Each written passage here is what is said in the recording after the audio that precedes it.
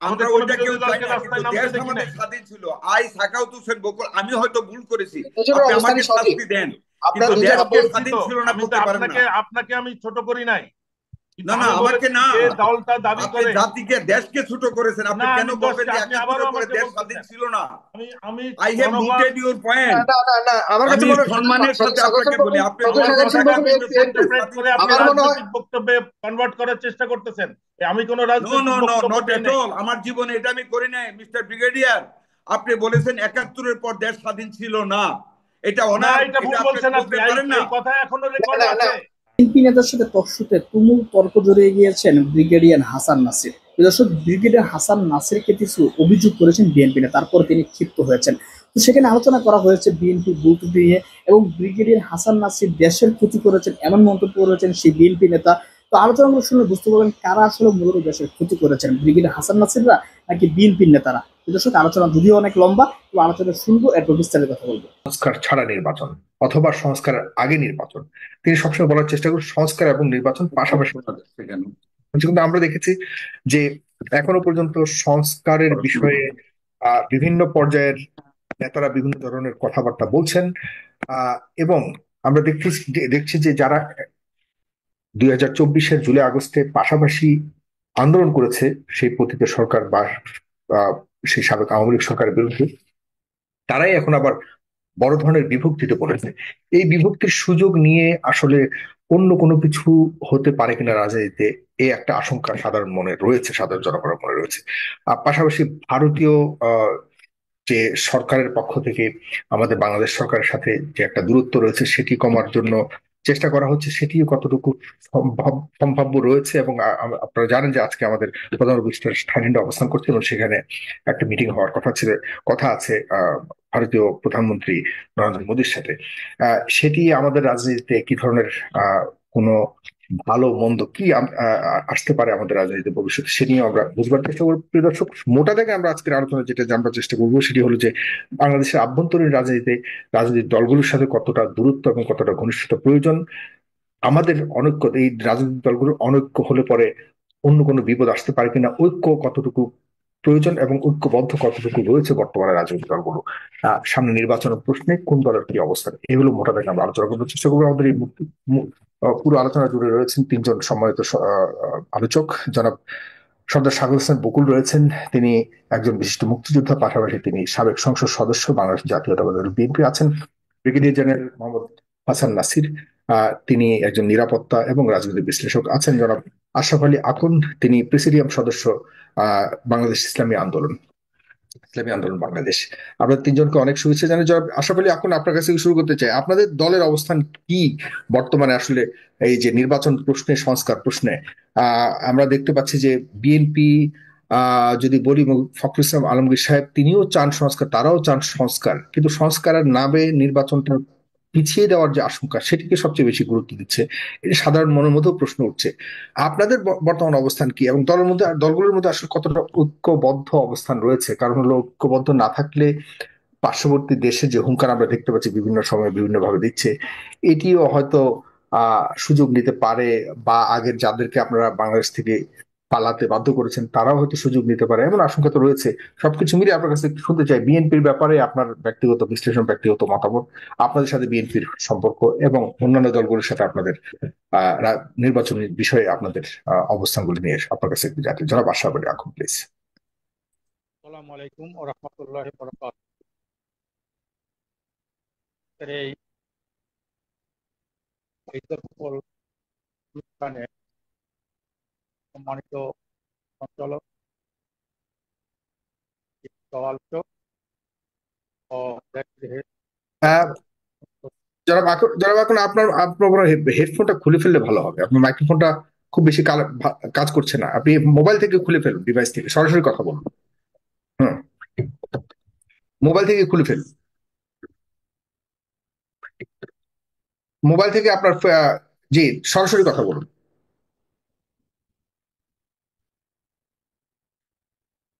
শুনতে সংস্কার, পাচ্ছেন?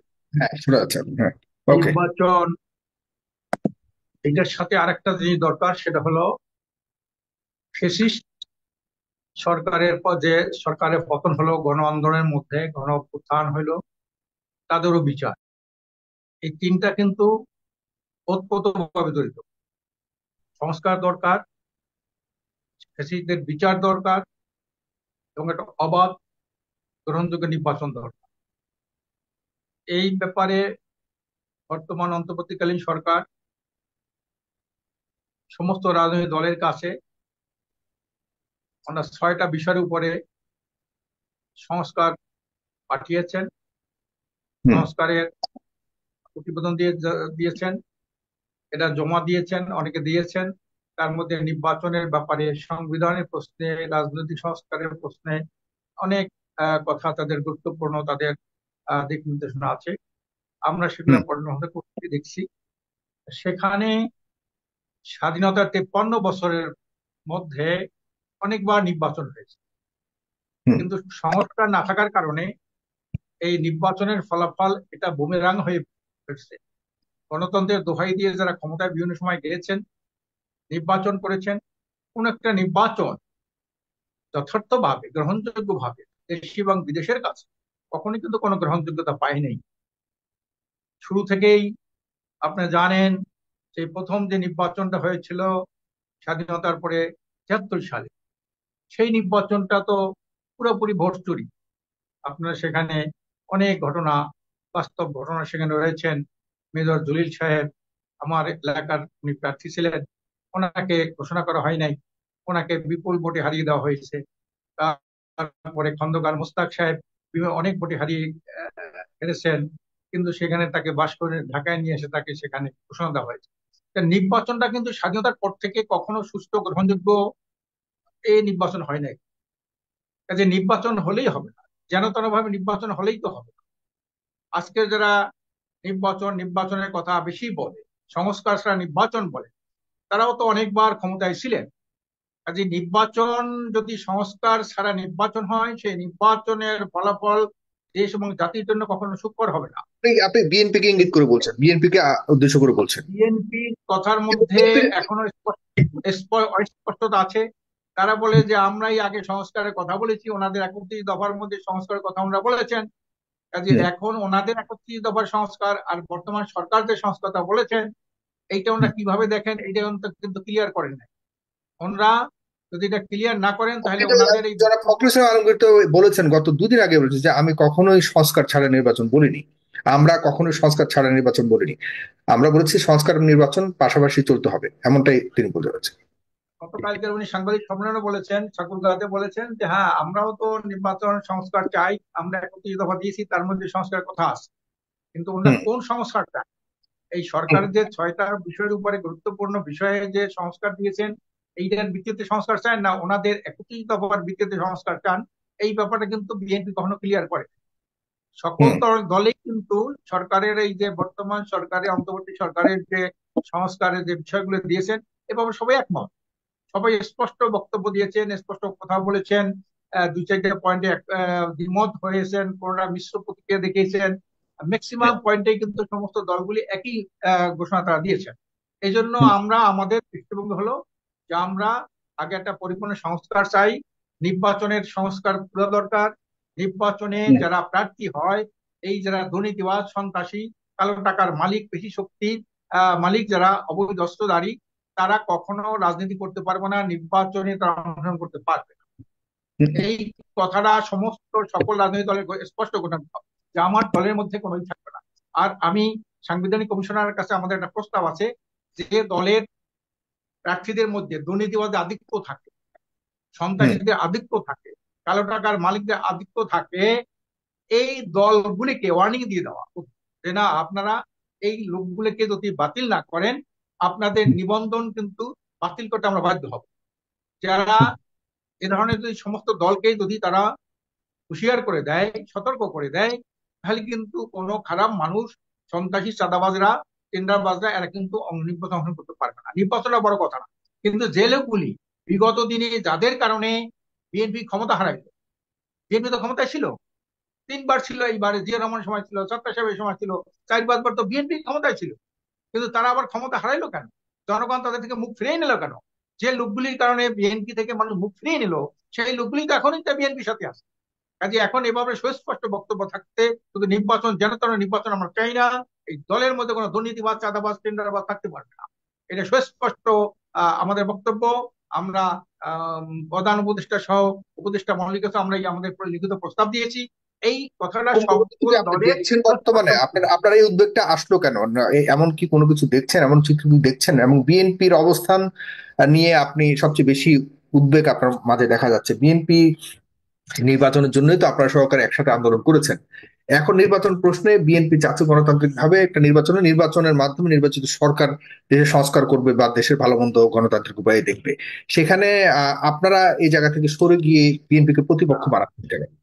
নির্বাচন, এখানে তো একটা গণ অভ্যুত্থানের মাধ্যমে তো এই বর্তমান অন্তর্বর্তী সরকার হয়েছে। এর আগে তো এই একটা গণ অভ্যুত্থান হয় নাই। গণ অভ্যুত্থান কাদের বিরুদ্ধে হয়েছে? যারা ফ্যাসিস্ট, যারা দুর্নীতিবাজ, টাকা পাচারকারী, খুনি, মানবতাবিরোধী অপরাধী, তাদের বিরুদ্ধে। এই হুম। অপ সংস্কৃতি, রাজনীতির অপসংস্কৃতি, এইগুলার মধ্যে না থাকুক, এটাই আমরা চাই। কাজে দুর্নীতিবাজ কোনো দলের মধ্যে থাকতে পারে না। দুর্নীতিবাজরা নির্বাচন অংশগ্রহণ করতে পারবে না, যে দলেই হোক না কেন, আমার দল হোক অন্য কোনো দল হোক। এটা হলো আমাদের জাতীয় দাবি। আমরা এটাকে স্পষ্ট করে দিচ্ছি।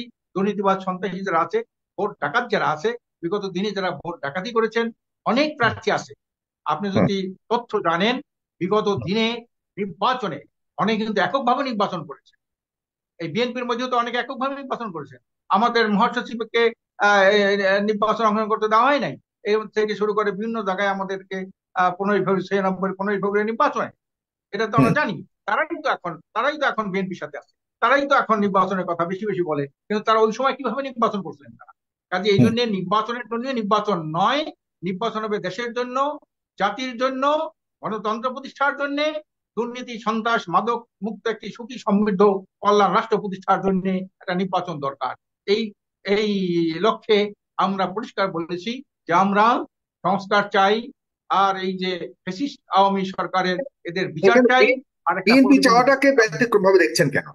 আমি সেটাই জি, বিএনপি তো একই চাওয়া চায়। বিএনপিও তো সেই 31 দফা তো আজকে দেয়নি, শেখ হাসিনার আমলেই 31 দফা সেই সংস্কারের কথা বলেছে, রাষ্ট্রকে মেরামত করবার জন্য মেরামত করার প্রয়োজন আছে, এগুলি তো বিএনপি তখনও বলেছে, শেখ হাসিনার আমলেও বলেছে। ওনারা বলেছেন, কিন্তু ওনারা তো অনেকবার ক্ষমতায় ছিলেন, তখন তো করেন নাই। এখন ওনারা মেরামত করবেন, সংস্কার করবেন। বিগত দিন ওনারা যে ক্ষমতায় যদি এগুলো করতেন, তাহলে তো এই দুঃশাসন না, আমাদের তখন করতে করতে পারেনি, পারে না। সেই বিষয় তো থাকতে বিএনপি পারে, যদি ফাঁকে তো ঠিকমতো রাষ্ট্র চালাইতে পারতো, ক্ষমতার ঠিকমতো প্রয়োগ কিন্তু করতে এখন মূল পারতো, কথা হলো যে তাহলে আপনাদের যে অনৈক্য, আসতে পারে না। তার মানে আপনাদের ঐক্যের অভাব রয়েছে বিএনপির আদর্শের সাথে, বিএনপির চাওয়ার সাথে। যেহেতু বিএনপি বড় দল, আমি বারবার বিএনপিকে আপনাদের বিপরীতে এই কারণে আছে, আপনারাও এখন বিএনপির চাওয়ার সাথে আপনাদের মধ্যে একটা ব- বড় একটা তফাৎ দেখা যাচ্ছে। এই বিষয়টাকে আমরা অনৈক্য বলবো, মানে বিএনপি রাজনৈতিক বড় দলগুলো তো। দল, এই দেশের মানুষ এমন, কখন বড় দল কখন একবারে ছোট দল হয়ে যায়, কখন নিশ্চিন্ন হয়ে যায়। আপনি জানেন এই দেশে প্রথম পাকিস্তান আমলে বড় দল ছিল মুসলিম লীগ। সেই হুম। 47 সালে তাদের ডাকে দেশ স্বাধীন করেছিল। 54 সালে মুসলিম লীগ বেনিস হয়ে গেল। এখন তো নাম মাত্র বলতে নাই মুসলিম লীগের, আর জাদুঘরে খুঁজে পাওয়া লাগে আপনার মুসলিম লীগকে। তারপরে দেখেন আওয়ামী লীগ এত বড় দেশ স্বাধীন করলো, কত কিছু করলো, তা আজকের বেনিসের পথে, আজকের বিলুপ্তির পথে আওয়ামী লীগ। আজকের মীর জাফরের যেমন নাম মানুষ লজ্জায় নাই না, এই আওয়ামী লীগ এমন একটা সময় আসবে, আওয়ামী লীগের নাম মানুষ লজ্জায় আওয়ামী লীগের নাম গ্রহণ করবে না। আওয়ামী লীগ নিশ্চিন্ন হয়ে গেল। একসময় বড় দল ছিল না, ক্ষমতায় ছিল না, অনেকবার ক্ষমতায় ছিল না, দেশ স্বাধীন করছে না, এখন তার বড় দল নাই। বড় দল তাকেই বলে যে জনগণের জন্য, দেশের জন্য, মানবতার জন্য, দেশের স্বাধীনতা সার্বভৌমত্বের জন্য যারা আন্দোলন সংগ্রাম করবে, হ্যাঁ, তারাই হলো বড় দল। কে ভোট পাই, লোক একসময় ভোট পায়, আবার জনগণ তার থেকে মুখ ফিরিয়ে নেয়। এর সাথে একসময় ক্ষমতা হলে এর সাথে জাতীয় পার্টি কোনো বিলুপ্তর পথে, কোনো কিছু নাই তাদের কাছে। এই জন্য কে বড় দল কে ছোট দল, এটা মাপবার সম্ভাবনা আপনি বিএনপির মধ্যে দেখতে পাচ্ছেন, বিএনপির মধ্যে দেখতে পান? শেষ কথা যদি শুনতে চাই যে বর্তমান সরকার এই ধরনের একটা চিত্রকে সামনে এনে যে বিএনপির মধ্যেও সংস্কার প্রয়োজন এবং সংস্কারের কাজটা আগে, এগুলি বলে কোনোভাবে কি আসলে ক্ষমতাকে দীর্ঘায়িত করবার একটা প্রয়াস আছে কিনা? কারণ বিএনপির পক্ষ থেকে বারবার এই কথাগুলো উচ্চারণ করা হচ্ছে যে সরকার একবার এক এক কথা বলে, একবার বলে ডিসেম্বরে, একবার বলে জুনে, এভাবে করে করে আসলে ক্ষমতাকেই দীর্ঘায়িত করবার জন্য এটা অপচেষ্টা করছে কিনা, এটা আপনি মনে করেন? হম। ক্ষমতা ক্ষমতায় যাওয়াটাই তো মূল কথা না। ক্ষমতার মাধ্যমে সুশাসন, ন্যায় বিচার, মানবাধিকার, গণতন্ত্র, এইগুলা প্রতিষ্ঠা করাই তো মূল কথা। ক্ষমতা যাওয়ার জন্য দীর্ঘায়িত করবে কেন? ইউনূস সাহেব তো ক্ষমতা যাওয়ার জন্য উনি তো নিতে চায় না। যাওয়ার এর জন্য না, আগেও তো ক্ষমতা থাকার জন্য, থাকার জন্য। মানে আরো ইউনূস আরো সাহেবের থাকা, উপরে। তিনি তো আছেন ক্ষমতায়, এই সংস্কারের বিষয়টাকে আসলে কাজে লাগিয়ে আরো ক্ষমতায় দীর্ঘদিন ক্ষমতায় থাকার জন্যই প্রচেষ্টা বা অপচেষ্টা। না, এই ধারণা ঠিক হবে না। এটা হইলো আমাদের ভারতীয় মিডিয়ার একটা অপপ্রচার। হ্যাঁ, ভারত চায় ইউনূস সাহেব যদি যত তাড়াতাড়ি এখান থেকে মাইনাস হবে, অত ভারতের স্বার্থ, ভারতের আগ্রাসন, ভারতের অহুতাত্মতা অত বাড়বে। কাজে এটা আমরা মনে করি যে ইউনূস সাহেব ক্ষমতার জন্য পাগল না, এই সরকার ক্ষমতার জন্য না, এরা সত্যিকার একটা সংস্কার জন্য। উনি যে একজন iconic leader, global iconic leader একজন ডক্টর ইউনূস সাহেব। কাজে সেই ক্ষমতার জন্য যে এইসব সলসা তৈরি করবে, টাল বাহানা করবে, এমনটা না।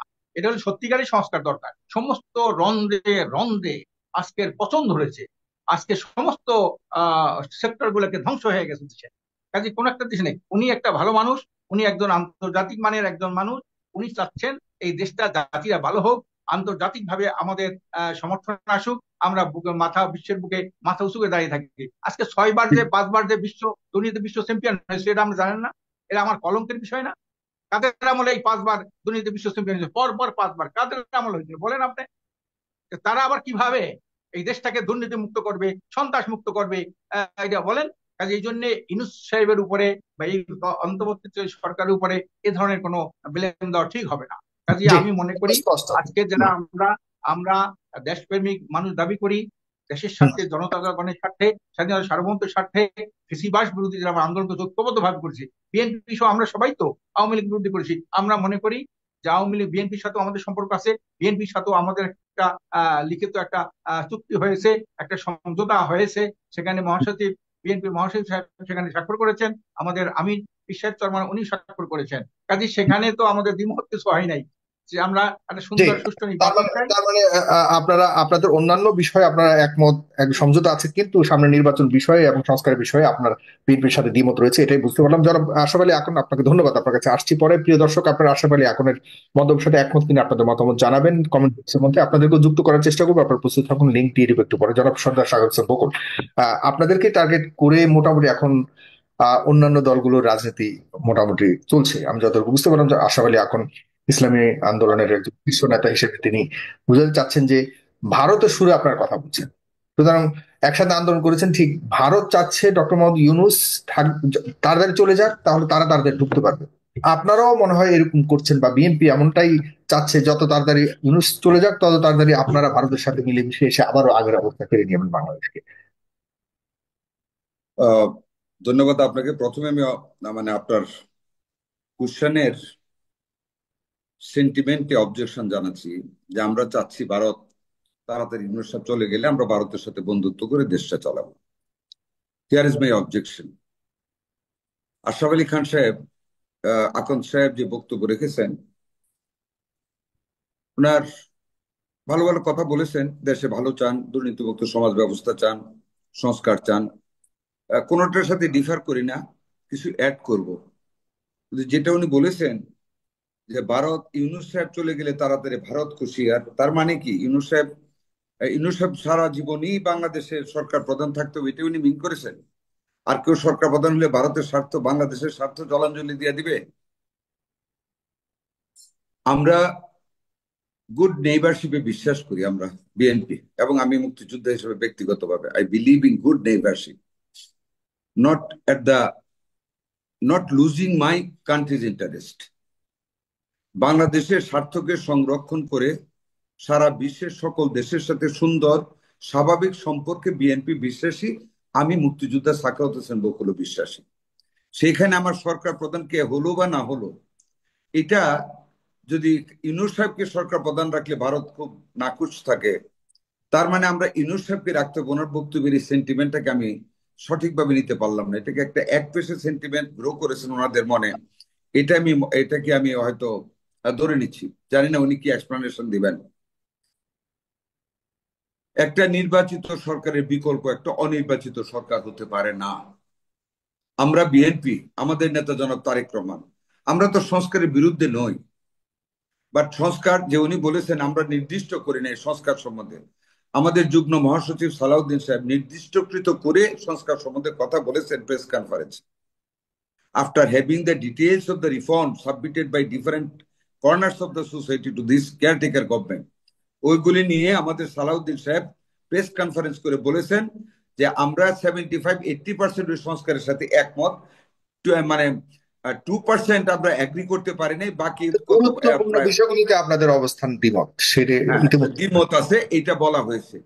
সেগুলো যেটা গুরুত্বপূর্ণ। আমাদের 31 দফার কথা আশরাফ আলী আকরাম সাহেব বলেছেন যে আমরা 31 দফার ভিতরেই সংস্কার চাই। আমরা 31 দফা যে সংস্কার প্রস্তাবগুলি এসেছে, অল দ্য রিফর্মস যেগুলি প্রস্তাব করেছে, proposed reforms are included in our 31 দফা। যদি আমাদের দফার সাথে ওনারা কোনো একমত না হন, ওনারা তো মত দিতে পারেন, কিন্তু আমাদেরকে যে আমরা 31 দফার ভিত্তিতেই শুধু সংস্কার চাই, এটা বলছেন উনি কোন জ্ঞানে? এটা ল্যাক অফ নলেজ আমি বলবো।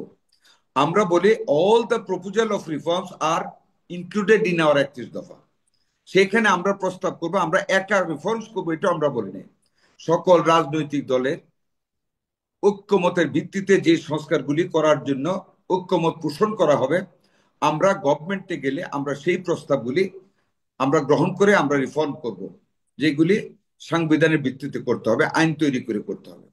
আমাদের এখন বক্তব্য ক্লিয়ার যে নির্বাচন, একটা নির্বাচিত সরকার করে মুক্তিযুদ্ধের চেতনার ভিত্তিতে বাংলাদেশে একটা গণতান্ত্রিক প্রতিষ্ঠার লক্ষ্যে, জনগণের ভোটে নির্বাচিত সার্বভৌম সংসদ প্রতিষ্ঠার লক্ষ্যে যে সংস্কারটুকু এখন মিনিমাম করা দরকার, সকলের ঐক্যমতের ভিত্তিতে একটা লেভেল প্লেইং ফিল্ড তৈরি করে একটা ফ্রি ফেয়ার ইলেকশন করে জনগণের নির্বাচিত প্রতিনিধির হাতে সরকার ক্ষমতা হস্তান্তরের জন্য যে সংস্কার দরকার, ওই সংস্কারটুকু করে একটা নির্বাচন দেওয়ার কথা আমরা বলেছি। বাকি যে সংস্কারগুলি একেবারে সাংবিধানের ভিত্তিতে সার্বভৌম সংসদ ব্যতীত করা যাবে না, সেইটা যেই পার্টি পাবলিকের ক্ষমতা ভোট নিয়ে ক্ষমতা যাবে, ওনারা গিয়ে সেই সংস্কারগুলি করবেন। এর পূর্বে নির্বাচনকে খুব ইন্টারেস্টিংলি হলো আপনারা ওই সংস্কারকে না বলছেন যে সংস্কারের নির্বাচন বিলম্বিত হবে, মানে নির্বাচনটাকে আপনার সবচেয়ে বেশি আমি আসতেছি। যে সংস্কারগুলি নির্বাচনকে বিলম্বিত, কথাটা কিন্তু এইভাবে না, যে সংস্কারগুলি সাংবিধানিক ভাবে মানে সংসদ ছাড়া করা যাবে না, অথবা যে সংস্কারগুলি করতে অনেক টাইম লেগে যাবে, নির্বাচন বিলম্বিত হয়ে যাবে, আমরা সেই সংস্কারগুলি আপাতত পেন্ডিং রেখে সংসদের জন্য ওয়েট করতে বলেছি। আর যে সংস্কারগুলি একেবারে পসিবল, গভর্নমেন্ট সেটা সকল দলগুলিকে নিয়ে যদি বসে, আগেই 26শে জুন ডিসেম্বর নির্বাচনের কথা ইঙ্গিত না দিয়ে, government has to be very clear about the election. গভর্নমেন্টকে বলতে হবে কোন সংস্কারগুলি গভর্নমেন্ট করতে চান এবং কতদিন লাগবে। সকল রাজনৈতিক দলকে ডেকে বলতে হবে এই সংস্কারগুলি আমরা এই 6 মাসের ভিতরে বা 9 মাসের ভিতরে আমরা করতে চাই, এরপরে আমরা ইলেকশন দিতে চাই। ওই সংস্কারগুলি করতে কতদিন লাগবে সকল পলিটিক্যাল পার্টি সেখানে পার্টিসিপেট করে বলতে পারে। ওই ততদিন পরে গিয়ে নির্বাচনের তারিখটা ঘোষণা করলে সেটার একটা গ্রহণযোগ্যতা পাবে। এখন যদি ঢালাওভাবে সেই ডিসেম্বর জুন এইসব যদি মানে সামনে রাখা হয়, তাহলে তো এখানে স্বাভাবিক একটা, যে প্রথম আলোতে যেটা লিখেছে নির্বাচন বিলম্বিত হয় এমন সংস্কারকে না বলবে বিএনপি।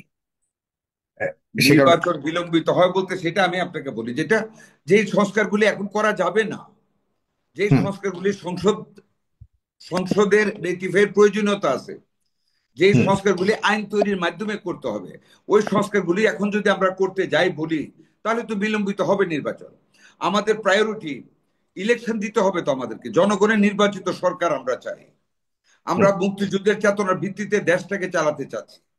মুক্তিযুদ্ধের চেতনা ছিল আমাদের গণতান্ত্রিক রাষ্ট্র ব্যবস্থা, সংসদীয় গণতন্ত্র। আমাদের একটা কেয়ারটেকার গভর্নমেন্ট করা হয়েছে। We have the confidence of mister doctor Yunus. দুঃখিত, মানে আশরাফ আলী আকন যে কয়েকটা কারণ, অনাস্থার যে বিষয়গুলো আপনাদের উপরে অনাস্থা আছে, যে কারণে আপনাদের উপর আপনারা ক্ষমতা গুলো করবেন না এমন একটা আশঙ্কা তারা করছে, সেগুলো আপনার কি বলেন? এর আগে আপনারা বহুবার ক্ষমতায় ছিলেন, তারপরে উনি যে কথাগুলি বলেছে আমি আগেই বলেছি আপনাকে, কিন্তু একটা লাইনে উনি যে ইমাজিনারি গল্প তৈরি করেছেন, আগে কি হয়েছে, আগে অনেক কিছু পৃথিবীতে হয়েছে, সবকিছু এখন আর রিপিট হবে না।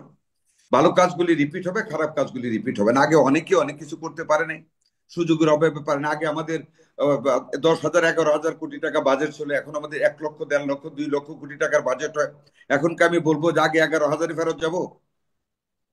টাইম ইজ চেঞ্জিং, মানুষের সেন্টিমেন্ট চেঞ্জ হচ্ছে, জ্ঞান চেঞ্জ হচ্ছে, সামাজিক ব্যবস্থা চেঞ্জ হচ্ছে, চিন্তাধারা চেঞ্জ হচ্ছে। Admixture of younger people and the old people and the মানে মিডল এজ পিপলের মিক্সচার হচ্ছে, জ্ঞানের পরিধির বিকাশ করতেছে। কাজে এখন তো নতুন নতুন জিনিস হবে। আগে বিএনপি কোনটা পারে না ওইটা নিয়ে বললে হবে না, এখন বিএনপি বেটার পারবে। আমাদের নেতা জনাব তারেক রহমান এখন 31 দফা, আগে বিএনপি প্রাইম মিনিস্টারের হাতে সকল ক্ষমতা ছিল, এখন আমরা বলেছি প্রাইম মিনিস্টার এন্ড প্রেসিডেন্টের মধ্যে ক্ষমতার ব্যালেন্স করা হবে। এখন আগে বলিনি আমরা যে 2বারের অধিক মেয়াদে কেউ প্রধানমন্ত্রী থাকতে পারবে না, এখন আমরা বলতেছি। তার মানে কি এটা অপরাধ বলা? আগে পারিনি তো কি হয়েছে, এখন আমরা পারবো। উই মাস্ট শো ইট যে আমরা এই করব। আমরা বলতেছি আমরা ক্ষমতা গেলে 31 দফার ভিত্তিতে জনগণের কাঙ্ক্ষিত সকল সংস্কার আমরা করব। কাজে এটা যেটা আশরাফ আলী আকন সাহেব বলেছেন, এগুলি তো বেগ টার্মসের আগের দিনের কথা বললে তো হবে না। আমরা এখন কি বলতেছি, honourable mister Akon should take that up, এবং ওইটার ভিত্তিতে কথা বলতে হবে। আমরা এখন মুক্তিযুদ্ধের চেতনার ভিত্তিতে নির্বাচন চাচ্ছি। নির্বাচনের আগে ন্যূনতম সংস্কার যেটুকু করা দরকার, সেই ন্যূনতম সংস্কারগুলি আমরা সরকার করে নির্বাচনের দিকে এগিয়ে যেত ইনডেফিনিট পিরিয়ডের জন্য। বা এই 30 লক্ষ শহীদের বিনিময়ে, রক্তের বিনিময়ে অর্জিত বাংলাদেশে, 2 লক্ষাধিক মা বোনের ইজ্জতের বিনিময়ে অর্জিত বাংলাদেশে একটা অনির্বাচিত সরকার cannot run for a longer period without election.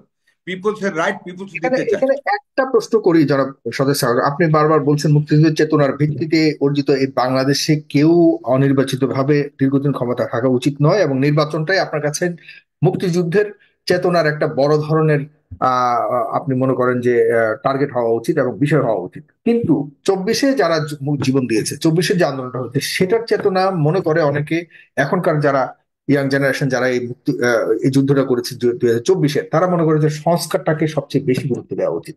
সেই সংস্কার আমি আপনাকে বলি, যেটা জুলাই আগস্টের যে বিপ্লবটা হয়েছে ওইটার জন্যই তো আজকে রিফর্মস নিয়ে এত কথা হচ্ছে।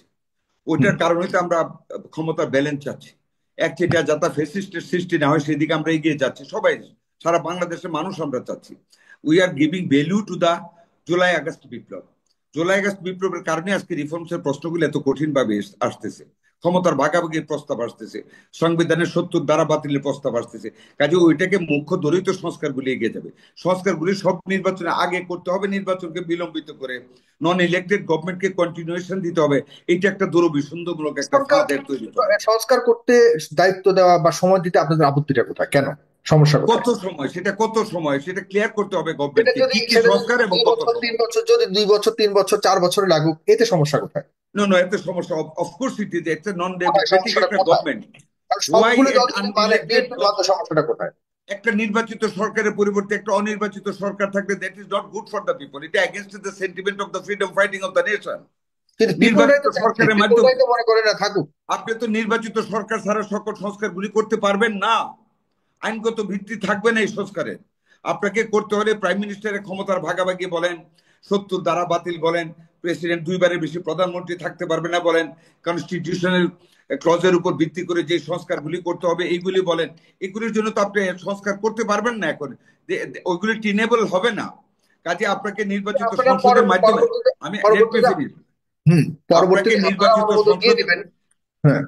নির্বাচিত সংসদের মাধ্যমে আপনাকে এই সংসদ নির্বাচন রিফর্মস গুলি করতে হবে। এর বাইরে রিফর্মস গুলি টেনেবল হবে না। কাজে আমরা সংসদ চাই। নাম্বার 2 যেটা আপনি বলতে হবে, দেশকে সারা পৃথিবী নির্বাচিত গভর্নমেন্ট দিয়ে চলছে। Why should we run by an unelected government for an indefinite period? Yes, we give salute to mister Yunus. আমরা ওনাকে এনেছি তত্ত্বাবধায়ক সরকার প্রধান হিসেবে।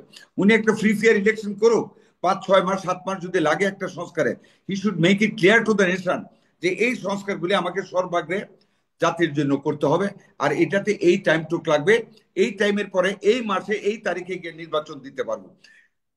Let him be very clear in front of the nation. এই নেশন তো এখন একটা অন্ধকারে আছে। একবার ডিসেম্বরের মধ্যে নির্বাচন, একবার জুনের মধ্যে নির্বাচন। What is this? এভাবে তো চলতে পারে না। গভর্নমেন্টকে অ্যাবসলিউটলি ডিসিশন নিয়ে কথা বলতে হবে, রাজনৈতিক দলগুলিকে ডেকে বলতে হবে কি কি সংস্কার চাচ্ছেন। এখন 6 দিক থেকে 6টা কমিশন সংস্কার প্রস্তাব দিয়েছেন, আমরা সংস্কার প্রস্তাব দিয়েছি। এগুলি এভাবে থাকলে চলবে না। কনক্রিটলি কোন সংস্কারগুলি এখন করতে হবে before the arrival of the elected parliament, এই সংস্কারগুলি করা যাবে, আমি করতে চাই। আমাদের মাননীয় প্রধান উপদেষ্টা এই কথাগুলি বলে সকল রাজনৈতিক দলের কাছে নিতে পারে এই সময়টুকু লাগবে এই সংস্কারগুলি করতে, আপনাদের ওপিনিয়ন কি? সামনাসামনি ওই আধা ঘন্টার চা খাওয়ার মিটিং না করে দিনভর মিটিং করুক সকল রাজনৈতিক দলের সাথে।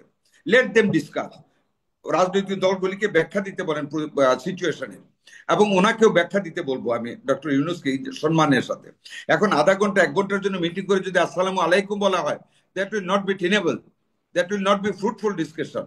কাজে ডিসকাশনকে ফ্রুটফুল করতে হলে টাইম করে ডিসকাশন করে 1 দিন লাগুক 2 দিন লাগুক কনক্রিট ডিসিশনে আসতে হবে। These are the reforms we will do before the parliament formation, এবং এটা করতে আমাদের এতদিন সময় লাগবে, এই সময়ের পরে এই তারিখে নির্বাচন হবে, বাস। জি, সেইখানে কথা থাকলে পলিটিক্যাল পার্টি গুলি বলবে। এইভাবে এই বেগ সময়টা রাখলে দেওয়ার এই পরেও জাতি, আমি বলি এইভাবে রাখলে জাতি বিভক্ত হয়ে যাচ্ছে।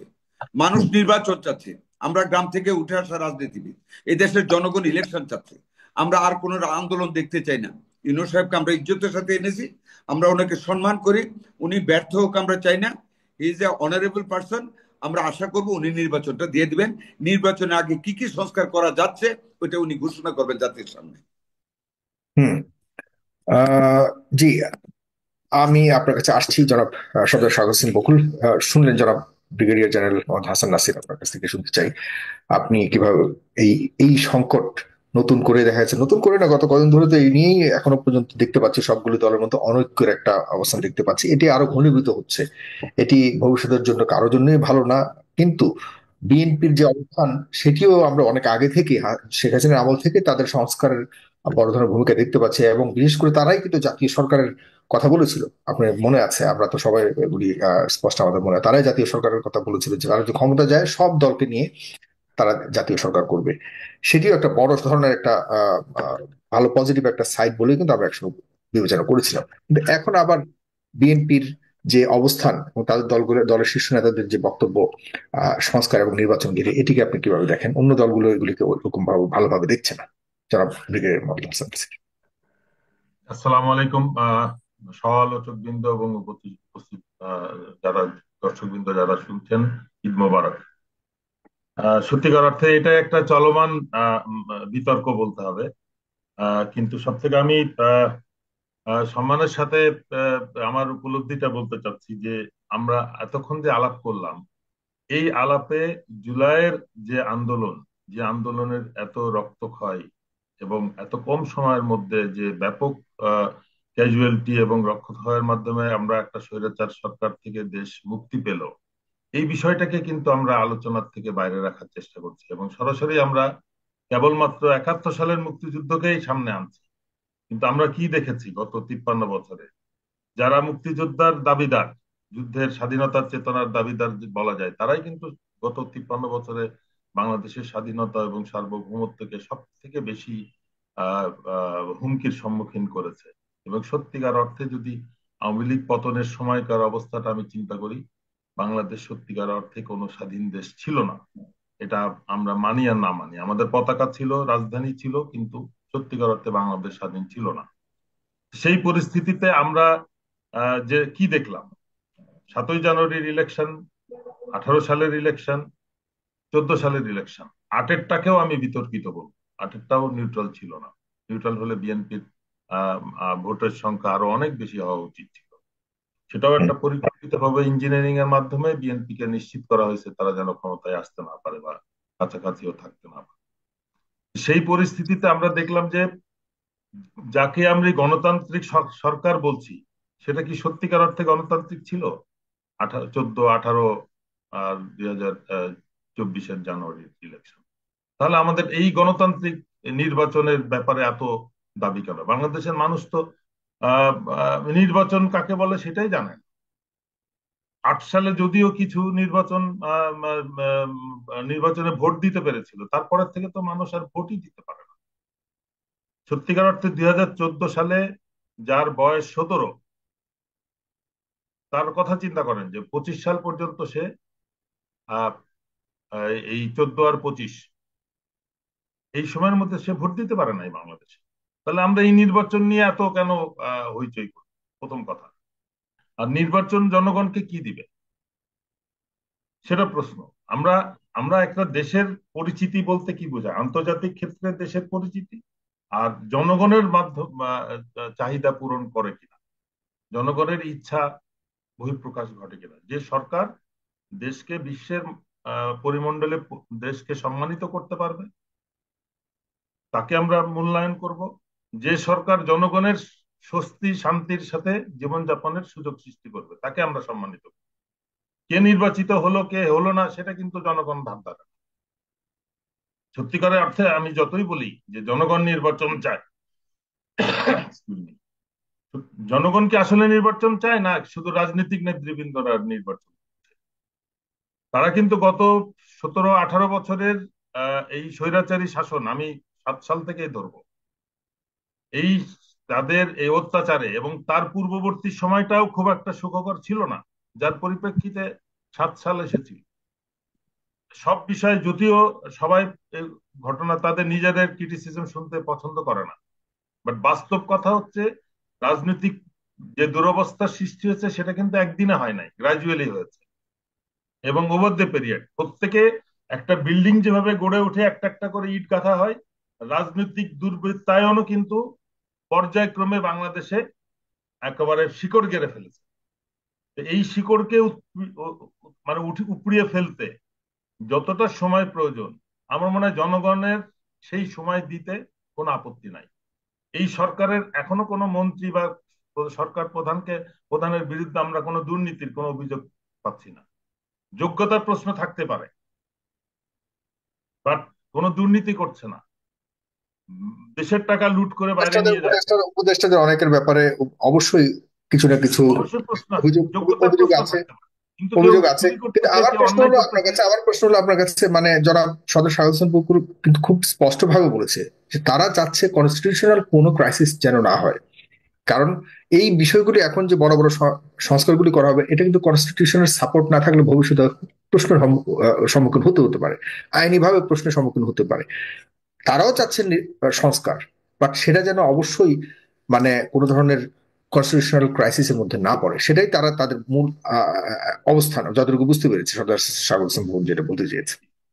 এবং এখন সেটার জন্য আমার প্রশ্ন প্রয়োজন হলো হচ্ছে যে নির্বাচন। পরবর্তী যে সরকারই আসবে, সে সরকার সেই সরকারকে পার্লামেন্টে অবশ্যই এই অন্তর্বর্তীকালীন সরকারের সকল সিদ্ধান্তকে রেটিফাই করতে হবে। না, না হলে তারাই কিন্তু যদি একটা এখন ক্রাইসিস এই সৃষ্টি হবে। সরকারের সবকিছুকে যদি অনুমোদন দেয়, তো হ্যাঁ, তারা সহকারে একটা নির্বাচিত সরকার এসে করে যদি এটা নিজেরাই করে, তাহলে এর মধ্যে সমস্যাটা কোথায় বা পার্থক্য কোথায় এখন থাকবে? সেই আমাদের অতীত অভিজ্ঞতা কিন্তু সেটাকে সেই সংস্কার যে হবে, কোন নির্বাচিত সরকার সংস্কার করবে, সেই হুম। ধারণাটাকে কিন্তু আমাদেরকে সন্তুষ্ট করে না। যে হ্যাঁ, নির্বাচিত সরকার বা কোন রাজনৈতিক সরকার প্রকৃত অর্থে দেশের সংস্কার করবে, না হলে কিন্তু পর পর 6 বার দুর্নীতিতে শ্রেষ্ঠ রাষ্ট্র হইতে পারে না বাংলাদেশ, বা যে যতটুকুই হোক আমাদের যে অধপতন, এই হুম। জিনিসগুলোকে আমাদের খেয়াল রাখতে হবে। জনগণের দৈনন্দিন জীবনযাপনের স্বস্তি আনা জরুরি। আন্তর্জাতিক ক্ষেত্রে বাংলাদেশের কিন্তু জনগণ তো বিএনপির সাথে তো বিশাল অংশ, বাংলাদেশের সবচেয়ে বড় দল, এখন বিরাট বড় একটা অংশ, শক্তিশালী দল বিএনপি। কোনো সন্দেহ হ্যাঁ, নেই, কোনো তো সন্দেহ তারা নেই। তারা যদি চায় নির্বাচন, তার মানে জনগণও তো চায়, বিশাল একটা জনগণের একটা বিশাল অংশই তো বিএনপির সাথে আছে। তার মানে জনগণের বিশাল অংশ চাচ্ছে সেই চাওয়াটাই বিএনপি যেটা চাচ্ছে। অবশ্যই বাংলাদেশের জনগণ অবশ্যই নির্বাচন চায়, গণতান্ত্রিক সরকার চায়, বাট সেটা হইতে হবে প্রকৃত গণতান্ত্রিক সরকার। আমরা গত 3টা নির্বাচন যারা দেখেছে, সেই ইয়াং জেনারেশন কিন্তু কখনো বলবে না যে নির্বাচনের মাধ্যমে দেশে কোনো গণতন্ত্র প্রতিষ্ঠিত হয়। আর সব থেকে বড় বিষয় যেটা, আমরা 7ই জানুয়ারির ইলেকশনে দেখলাম আওয়ামী লীগকে 5 বছরের জন্য ক্লিন চিট দেওয়া হলো। তারপরে কিন্তু কোন রাজনৈতিক দল রাস্তায় ব্যাপকভাবে এই নির্বাচনকে বাতিল করে পুনর্নির্বাচনের দাবি নিয়ে কাউকে রাস্তায় নামতে আমরা দেখিনি। তাহলে এখন দেশে শান্তি বিরাজ করছে, অরাজকতা নাই, ব্যাংক লুট হচ্ছে না, ব্যবসায়ীরা সবকিছু লুটে পুটে নিয়ে যাচ্ছে না। এবার বাংলাদেশের ইতিহাসে এত শান্তিপূর্ণভাবে এই একটা ধর্মীয়, বৃহত্তর জনগোষ্ঠীর ধর্মীয় অনুষ্ঠান অতীতে কখনো পালিত হয় নাই, কোন রাজনৈতিক সরকারই পারে নাই। এইটা একটা অন্তর্বর্তীকালীন সরকার যদি এই শান্তি এবং প্রশান্তি দিতে পারে, তাহলে আমি রাজনৈতিক সরকার দিয়ে কি করব? আমাকে বুঝতে হবে রাজনৈতিক সরকারের জন্য পরবর্তীতে যে চ্যালেঞ্জ গুলো আসছে, সেটা তাদের উপলব্ধি করে নিজেদের মধ্যে সংশোধন এবং সংস্কারের কোনো লক্ষণ আমরা দেখতে পাচ্ছি না, যে আমরা ভবিষ্যতে এইগুলা নিশ্চিত করব। এখন অলরেডি মাঠ ঘাট টার্মিনাল সব দখল চলতেছে। সমস্ত পদ পদবি যেগুলো ছিল আওয়ামী লীগের আমলে, যত জেলা পর্যায়ের, কনস্টিটিউয়েন্সি পর্যায়ের যে সমস্ত পদ বিভিন্ন রাজনৈতিক দল বা আওয়ামী লীগ দখল করেছিল, এই সরকার আসার পরে কিন্তু এই নিউট্রাল কোন লোক সেগুলো নেয় নাই। যারা মনে করতেছে তারা এই নির্বাচন হলে ক্ষমতায় আসবে, তারা কিন্তু অলরেডি দখল করে নিয়েছে। তাহলে নির্বাচনের পর তারা কি করবে, এটা তো জনগণ অলরেডি অনুমান করতে পারছে। কিন্তু কেউ গত 17 বছরে এটা শিখে নাই যে আর অন্যায়ের সুযোগ নাই। জনগণ আগের থেকে অনেক বেশি সচেতন। রাস্তায় দ্বারা আওয়ামী লীগ সরকারের পুলিশ, বিজিবি বলেন আর সেনাবাহিনীর বিরুদ্ধে যারা রুখে দাঁড়িয়েছিল বুলেটের বিরুদ্ধে, তারা কিন্তু সব দলের, সব রাজনৈতিক দলেরই সদস্য ছিল, আওয়ামী লীগ ব্যতীত বা আওয়ামী লীগের গোষ্ঠী ব্যতীত। কিন্তু আনফরচুনেটলি নেতৃত্বের এখানে কোনো অবদান ছিল না। তারা হুম প্রকাশ্যে অস্বীকার করছে আমরা আমাদের নৈতিক সমর্থন আছে, কিন্তু এই আন্দোলনের সাথে দলীয় কোনো সমর্থন নাই। এই কথা বলার পরে তার মানে এই যে স্বাধীনতাটা আমরা 5ই আগস্ট অর্জন করেছি, এটা কিন্তু সত্যিকার অর্থে জনগণের বিজয়। জনগণ, ছাত্র জনতা সবাই মিলে আমরা এই স্বাধীনতাটা অর্জন করেছি। কিন্তু এখন কোন জনগণকে কিন্তু নির্বাচনের দাবি করতে আমরা দেখছি না। দাবি করছে কি রাজনৈতিক দলগুলো, সেটা বুঝতে হবে। রাজনৈতিক দলের নির্বাচন চাওয়ার একটাই কারণ হচ্ছে সাথে সাথে তারা ক্ষমতায় যে জনগণের এখন প্রতিনিধি যেগুলা, তো রাজনৈতিক দলগুলোই করে, সেটাই আমি হ্যাঁ, বোঝাতে চাচ্ছি। বাট রাজনৈতিক দল তো শুধু জনগণ না, জনগণ তো প্রকৃত ক্ষমতার মালিক। জনগণ সিদ্ধান্ত নিবে। আমি মনে করি যে সত্যিকার অর্থে যদি এই বিষয়টা নিয়ে বেশি বিতর্ক হয়, তাহলে হুম একটা, আমরা অনেক কিছুই তো সংবিধানের বাইরে করছি। আমরা হুম একটা গণভোটের ব্যবস্থা নিয়ে করি যে জনগণ কি চায়, ভোট চায় না ইলেকশন চায় না সংস্কার চায়, হুম এবং সেই সংস্কারের লিমিটটা, আমার প্রশ্ন হচ্ছে যে সত্যিকার অর্থে রাজনৈতিক দলগুলো যদি কোঅপারেট করে সরকারের সাথে এবং তারা মিলে, আমি সরকারকে হুমকি দিব না যে আপনি বলেন কি সংস্কার করবেন, কতদিনে করবেন, কবে ভোট দিবেন, এটা না বলে বলবে যে আসেন আমরা বসে আমরা আমাদের নিজেদের স্বার্থে আমরা এই সংস্কারগুলো নিশ্চিত করি, তাহলে হুম কিন্তু জনগণ ওই সংস্কারের সাথে সম্পৃক্ত হবে রাজনৈতিক দলকে নিয়ে। এখন হুম কিন্তু সংস্কার, আরেকটা প্রশ্ন রয়ে গেল, রাজনৈতিক দল, লাস্ট জনগণ, সরকার বিভিন্ন ভাগে বিভক্ত হয়ে গেছে। আরেকটা পিছন প্রশ্ন থেকে রয়ে গেল, তালি এক দিচ্ছে লাইনে যদি কিন্তু শেষ আওয়ামী করে লীগ, বলেন। দিল্লি থেকে কিন্তু, দিল্লি থেকে ওরা তালি বাজাচ্ছে যে আমাদের যে বিরোধী দল, মানে আওয়ামী লীগ বিরোধী যে শক্তি গত 17 বছর নির্যাতিত নিপীড়িত হয়েছে, তাদের উচিত ছিল একত্রিত হয়ে এই সরকারকে সহযোগিতা করে সংস্কার করে ওই ধরনের স্বৈরাচারী সরকার যেন কখনো দেশে ফেরত না আসতে পারে, সেই বিষয়ে একটা পদক্ষেপ গ্রহণ করা। বাট আওয়ামী লীগের বা আমাদের বিরোধী শক্তি বলি, ভারত বলি, তাদের সব থেকে বড় সাফল্য হচ্ছে এই যে রাজনৈতিক দলগুলোকে তারা নিপীড়ন নিষ্পেষিত করেছে, তারা এখন বিভক্ত হয়ে গেছে। তাদের একটা দলকে তারা তাদের কন্ট্রোলে নিতে সক্ষম হয়েছে। এটা স্বীকার করি আর বা না করি, জনগণ স্পষ্ট বুঝতে পারছে যখন তাদের কথার এবং চাহিদার ল্যাঙ্গুয়েজটা সেম হয়ে যাচ্ছে। আমাকে তো বলার দরকার নাই যে আমি ভারতের পক্ষে কথা বলছি, আমি আওয়ামী লীগের পক্ষে, আওয়ামী লীগকে রিহেবিলিটেট করতে চাচ্ছি। এই জিনিসগুলো আমাদের বুঝতে হবে যে আমি আমার কথাই প্রকাশ করে দিবে যখন একই কথা দিল্লির থেকে প্রতিধ্বনিত হবে, যখন একই কথা হাসিনার মুখ থেকে প্রতিধ্বনিত হবে, তখন বুঝে নেবে যে কোন দল কার সাথে মিশে যাওয়ার চেষ্টা করছে। এই জিনিসগুলো আমাদেরকে সতর্ক থাকতে হবে। যে আমি এই জন্য আশরাফ আলী এখন সাহেবের সাথে একমত যে অবশ্যই বিচারটাকে সামনে নিয়ে আসতে হবে।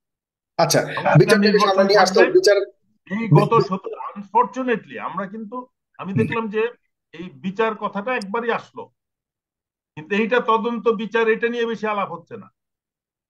আমরা কি আবার আর একটা শক্তি চাই যে একইভাবে আমাদের সশস্ত্র বাহিনীকে কলুষিত করা হবে, দেশকে এইভাবে একটা জঘন্য, মানে একটা হত্যা গুমের রাজ্যে পরিণত করা হবে? এটা তো আর করতে দেওয়া যাবে না। সুতরাং এটাকে যদি আমরা না চাই, তাহলে অবশ্যই আমাদেরকে এই গত 17 বছর বা 16 বছর 17-18 বছরের যত অন্যায় অপচয় মানে যখন অপরাধ হয়েছে, হত্যা গুম খুন হয়েছে, সেগুলোর প্রকৃত তদন্ত হইতে হবে। এবং একজনকে বিচার, এটা বলা যাবে না যে একটা বিচার, একটা হত্যার বিচারকে আমরা কনক্লুশন ড্র করে দিব, একটা বিচার শেষ করে আমরা ইলেকশন দিব। No, at least significant number of বিচার হইতে হবে এবং বাকিগুলোকে চলমান অবস্থায় নিয়েই আমরা নির্বাচনের কথা চিন্তা করব, তার আগে না। ধন্যবাদ। ধন্যবাদ আপনাকে, আপনাকে অনেক ধন্যবাদ। এসব বিচার নিয়েও জনাব সদর শাহ হোসেন বকুল বলবেন এবং শেখ হাসিনা আওয়ামী লীগের ফিরে আসা এসব নিয়ে বলবেন। তবে এর আগে আমি কয়েকজন দর্শককে যুক্ত করেছি। দর্শকরা আপনাদের কাছে আহ অনেক আগ্রহ ভরে বসে আছে যে আপনাদের কাছে কিছু প্রশ্ন করবে। আমি দর্শকের প্রশ্নগুলি নিয়ে আপনার কাছে আসছি। জনাব আসাম আলী এখন প্রথম বলবেন, পরবর্তীতে আমি জনাব মোহাম্মদ সোহেল বলুন। মোহাম্মদ সোহেল, আপনি বলুন, আনমিউট করুন। আসসালামু আলাইকুম রহমতুল্লাহি আবরাকাতুহু। আমার ছোট্ট করে একটা প্রশ্ন, সাগর ভাই, আমি আপনাকে টার্গেট করতেছি প্রশ্নটা। হুম, প্রশ্নটা হচ্ছে, দেখেন, সংস্কার সংস্কার কিন্তু বিএনপি বলে নাই যে সংস্কার ছাড়া নির্বাচন দিতে হবে। বিএনপি বলেছে সংস্কার, ন্যূনতম সংস্কার করে একটি নির্বাচন দেওয়া জরুরি। কারণ বিভিন্ন অঞ্চলে আমরা দেখতেছি এই রমজান ঈদের পরে বিভিন্ন জায়গাতে বিভিন্ন আওয়ামী পন্থীরা প্রকাশ্যে হুমকিজনক আচরণ করতেছে। আজকে একটা জেলাতে, চট্টগ্রাম জেলাটা হচ্ছে আমারই পাশাপাশি একটি জেলা, এবং আমি ওই জেলার ছেলে। কিন্তু প্রকাশ্যে যে হাসান মাহমুদের গুন্ডা বাহিনীরা প্রকাশ্যে 200 থেকে 300 মোটরসাইকেল দিয়ে শোডাউন করে বিএনপি জামাতে, ওখানে কিন্তু ওই জেলাতে হাসান মাহমুদের এলাকাতে পদুয়া ইউনিয়ন, রাঙ্গুনিয়া পদুয়া ইউনিয়নে একটা ঘটনা অতর্কিতর দিকে কিন্তু যাচ্ছে। এটা কিন্তু আপনাকে এখানে কিন্তু 1 ঘন্টা যাবত এরা মোটরসাইকেল শোডাউন করেছে। বিএনপি জামাতের যদি কোনো ধরনের কমিটি যদি ওখানে যদি রাখা হয়, তাহলে তারা কমিটির বিরুদ্ধে প্রতিরোধ গড়ে তুলবে এবং রাজপথে থাকবে। প্রকাশ্যেই কিন্তু হুমকি দিচ্ছে। 1 ঘন্টা যাবত যদি একটা বা দুইটা থানাকে কেন্দ্র করে এরা মোটরসাইকেল করে যদি শোডাউন করতে পারে, তাহলে এখানে কি আইন শৃঙ্খলা বাহিনীর কি কোনো ধরনের সহযোগিতা নেই? অবশ্যই আইন শৃঙ্খলা বাহিনীর সহযোগিতা পাচ্ছে। আওয়ামী পন্থীদেরকে আপনারা বলতেছেন বিচার করতে হবে। বিচার, এই যে দীর্ঘ 7 মাস যাবত কয়জন আওয়ামী পন্থীদেরকে বিচারের আওতায় এনে শাস্তি দিতে পেরেছেন? আমরা দেখতেছি আওয়ামী লীগকে আপনারা গ্রেপ্তার করতেছে, অন্তর্বর্তীকালীন সরকারের মধ্য দিয়ে গ্রেপ্তার হচ্ছে, আগাম জামিন নিয়ে কিন্তু তারা আবার মুক্ত আকাশে ফিরে আসতেছে। তাহলে বিচারটা করবেন কাকে? বিচারকে কেন্দ্র করে মানে আপনি বলতে আমাদেরকে চাচ্ছেন, একটা দাব ধন্যবাদ, না। ধন্যবাদ। আপনি আপনি যেটা বলতে চাচ্ছেন, সরকার আসলে বিচারের কথা বলে বিচারের কোনো কিছু এ পর্যন্ত দেখতে পারেননি, এবং যেসব সংস্কারের কথা বলছেন সেই সংস্কারও আপনি দেখতে পাচ্ছেন না। সুতরাং বিএনপিও কখনো বলেন সংস্কার ছাড়া নির্বাচন। আপনি এই জায়গাতে আপনার অবস্থান। ধন্যবাদ আপনাকে। জনাব ফরাদ হোসেন বলুন। ফরাদ হোসেন, হ্যাঁ, আসসালামু আলাইকুম সাগর কথা ভাই। দিয়ে গেছে। আসসালাম। অসংখ্য ধন্যবাদ আমাকে জয়েন করার জন্য। আসলে আমি যে কথাটা বলতে চাচ্ছি সেটা হচ্ছে যে বর্তমান অবস্থায় হাসান নাসির স্যার যে কথাটা বললো, আমিও পুরোপুরি একমত। কারণ বাংলাদেশের জনগণ বা আমরা সাধারণ যে মানুষগুলা, আমরা কখনো চাই না যে একজন সরকার, মানে সে ভালো সরকার হোক আর খারাপ সরকার হোক, বা বৈধ সরকার হোক আর অবৈধ সরকার হোক, আমরা সবসময় চাই যে যে সরকারই আসুক না কেন সেই সরকারটা বাংলাদেশের মানুষের হয়ে কাজ করবে, এবং মানুষ যেভাবে মানুষ চায়, সুযোগ হুম, সুবিধা, আইনের শাসন সবকিছু মিলিয়ে আমরা কিন্তু সেটাই চাই। আমরা তো চাচ্ছি না যে শুধু নির্বাচন নির্বাচন, বিএনপি আর যে দলেরই নির্বাচন বলুক না কেন। বর্তমান অবস্থায় আমি পরশুদিনও আমি আপনার লাইভ দেখতেছিলাম, আখতারুজ্জামান স্যার যে কথাগুলো বলছিল যে আসলে জনগণ কারা, এই যে হুম, কথাটা, জনগণ আসলে কারা বাংলাদেশের এই মুহূর্তে যারাই ক্ষমতায় আসুক, যারা এ পর্যন্ত আসছে এই 52-54 বছরে, নির্বাচনের যত যত নির্বাচন হয়েছে, সব নির্বাচনে যেসব নেতাকর্মীরা আসছে, তারা সব সময় যখনই ক্ষমতায় গেছে তারা তখন কিন্তু ওই মেন্টালটাকেই ভুলে যায় যে আসলে জনগণ বলতে কিছু নাই। যারা এই সরকারে আসুক তারাই মনে হয় জনগণ, যারা হুম, এমপি মন্ত্রী হয় তারাই জনগণ। জি, আপনার এখানে লাইভে যে আসলে আমি যেটা মনে করি, লাইভে আসলে কারা দেখে? যারা দেশকে ভালোবাসে, যারা রাজনীতিকে প্রাধান্য দেয়, তারা কিন্তু লাইভে আসে বা আপনার লাইভ দেখে, তাই হুম, না? সাধারণ কোনো কৃষক কিন্তু এসে লাইভ দেখেন। হুম, আপনি কত টাকা এটাকে প্রাধান্য দিবেন আমি জানি না এই কথাকে, কিন্তু আমি যেটা মনে করি, আমি দীর্ঘ 5 বছর আপনার পিনাকিদা বলেন, আপনারটা বলেন, আপনার ইলিয়াস ভাইয়েরটা বলেন, হুম, কনক সরোয়ার বলেন, আমি কিন্তু দীর্ঘ 4 থেকে 5 বছর আমি রেগুলার আমি কন্টেন্ট দেখি, হুম, আপনাদের লাইভ দেখি। কিন্তু কেন দেখি? জি, ইন্টারেস্ট তো অবশ্যই আছে, ব্যক্তি জি, ইন্টারেস্ট আছে, সেটা কোনো দলীয় না। আমি যে কোনো দলকে ভালোবেসে ইন্টারেস্টে আমি আপনার লাইভ দেখি তা না। কিন্তু আমি মূলত দেখি হচ্ছে আমার দেশের কি হচ্ছে। জি, আমরা সেটা প্রবাসে থাকি, আমি প্রবাসে শেষ করতে থাকি, হবে। কিন্তু হুম, কিন্তু বর্তমান অবস্থায় বিএনপি যেভাবে নির্বাচনকে সামনে রেখে শুধু বৈধ অবৈধর গল্প শোনাচ্ছে, আসলে কি এইটাই কি সব শেষ? একজন রাজনীতিবিদ ক্ষমতায় এসে তার আমি লক্ষ্য। যতটুকু বুঝতে পেরেছি আপনি বিএনপির অবস্থানকে আপনি সঠিক বলে মনে করছেন না, বিএনপির অবস্থানের বাইরে গিয়ে আপনি মনে করছেন না জনগণের চাওয়া আমি হলো সংস্কার। আরেকটু যে- আরেকটু অ্যাড না, করার যদি না, এটা সুযোগ পাই। অনেক লম্বা হয়ে গেছে, আমি অনেক আর কারো কয়েকজন আছে তার কিছু উত্তর। ধন্যবাদ। ওকে ওকে, জনাব ধন্যবাদ শাহিন রেজা, ধন্যবাদ। জনাব শাহিন রেজা বলুন। আসসালামু আলাইকুম সাগর ভাই, আমাকে সুযোগ দেওয়ার জন্য অনেক ধন্যবাদ জানাচ্ছি। প্রথমত আমার একটা প্রশ্ন আছে বিএনপি নেতার কাছে, যে আহ, বঙ্গবন্ধু জিয়াউর রহমান বা যারাই ছিলেন তারা কি নির্বাচিত সরকার ছিলেন? কখনোই না। এই যে যে 24-এর গণ অভ্যর্থন হয়েছে, এই কথা কখনো বিএনপি স্বীকার করতে চায় না, তারা শুধু নির্বাচনের পাগল। কে ভারত বলেছে স্বীকার করে না? অনেকেই স্বীকার করে না। বিএনপি বিএনপি হ্যাঁ, দীর্ঘ 17 বছর কোনো ধরে, 15 বছর ধরে আন্দোলন করে আসছে রাজপথে। সেই অন্যান্য দল সহকারে আন্দোলন করছে। এখন কথা হলো বিএনপির সামনে সংস্কার নিয়ে হয়তো তাদের আগে পরে তারা কনস্টিটিউশনের, তারা যে রাজনৈতিক দল এর আগে সরকার পরিচালনা করেছে, যে কারণে তাদের উপর বেশি দায়িত্ব, সেই দায়িত্ব থেকে হয়তো তাদের অবস্থান আপনার থেকে একটু ভিন্ন হতে পারে, কিন্তু তারা হ্যাঁ, চায় হতে না, পারে। অথবা তাদের তারা তাদের অথবা তারা এই বয়ানগুলো এই শতভাগ আন্দোলনে ছিল যখন না, ঠিকানা এটা। একরকম, ঠিক মুনাফিকদের মতো। আর হচ্ছে কি, ইন্ডিয়া, ওয়াকারুজ্জামান, বিএনপি, আওয়ামী লীগ সবারই একটাই উদ্দেশ্য, যে নির্বাচন এবং ইনক্লুসিভ নির্বাচন।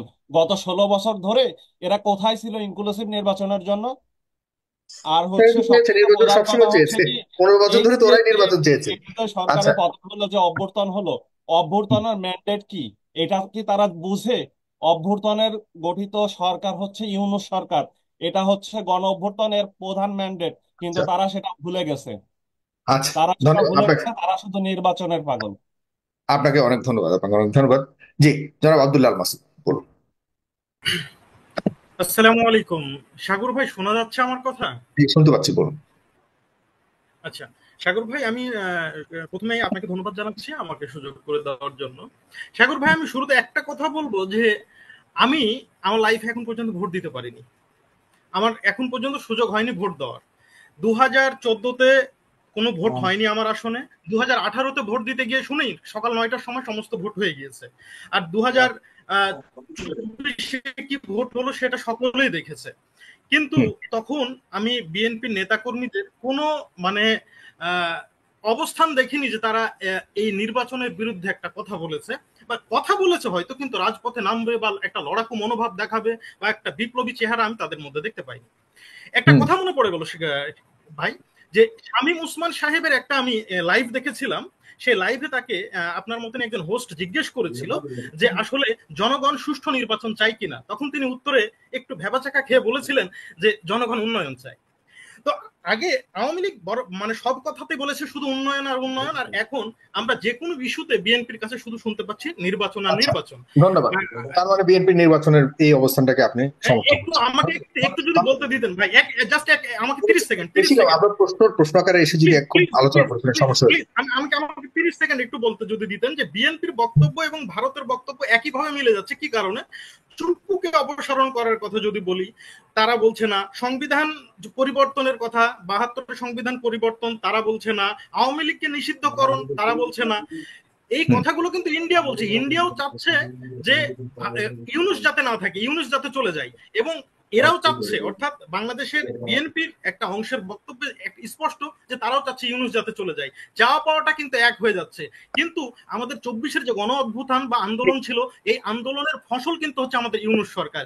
এই ইউনূস সরকারকে সরিয়ে আমার মনে হয় যে ভালো কিছু হবে না। একটু তাকে সময় দিতে হবে, এবং ডক্টর ইউনূসের সরকার এখন পর্যন্ত বাংলাদেশকে যেটা দিয়েছে আমার কাছে মনে হয় সেটা অবিস্মরণীয়।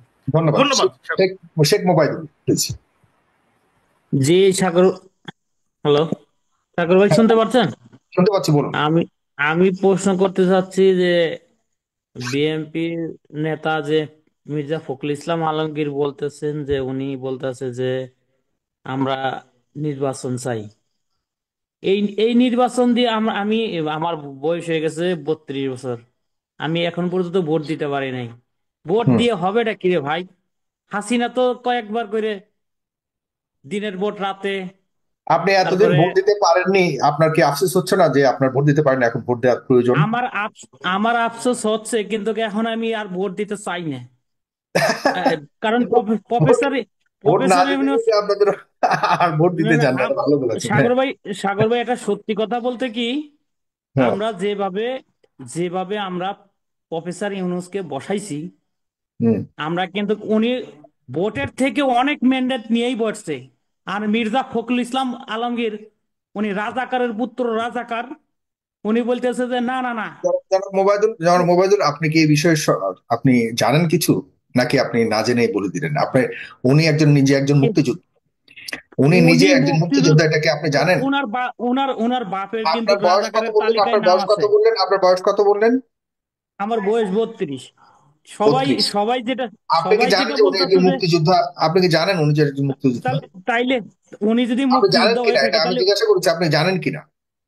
আমি জানি না যে উনি মুক্তিযোদ্ধা, কিন্তু ওনার বাপের বিষয়টা উনি আমি 100% শিওর ওনার সম্পর্কে যে জানেন ওনার না, ওনার বাপ বাপ ছিল সম্পর্কে রাজাকার। জেনে গেলেন, এটা কোনো কথা হলো?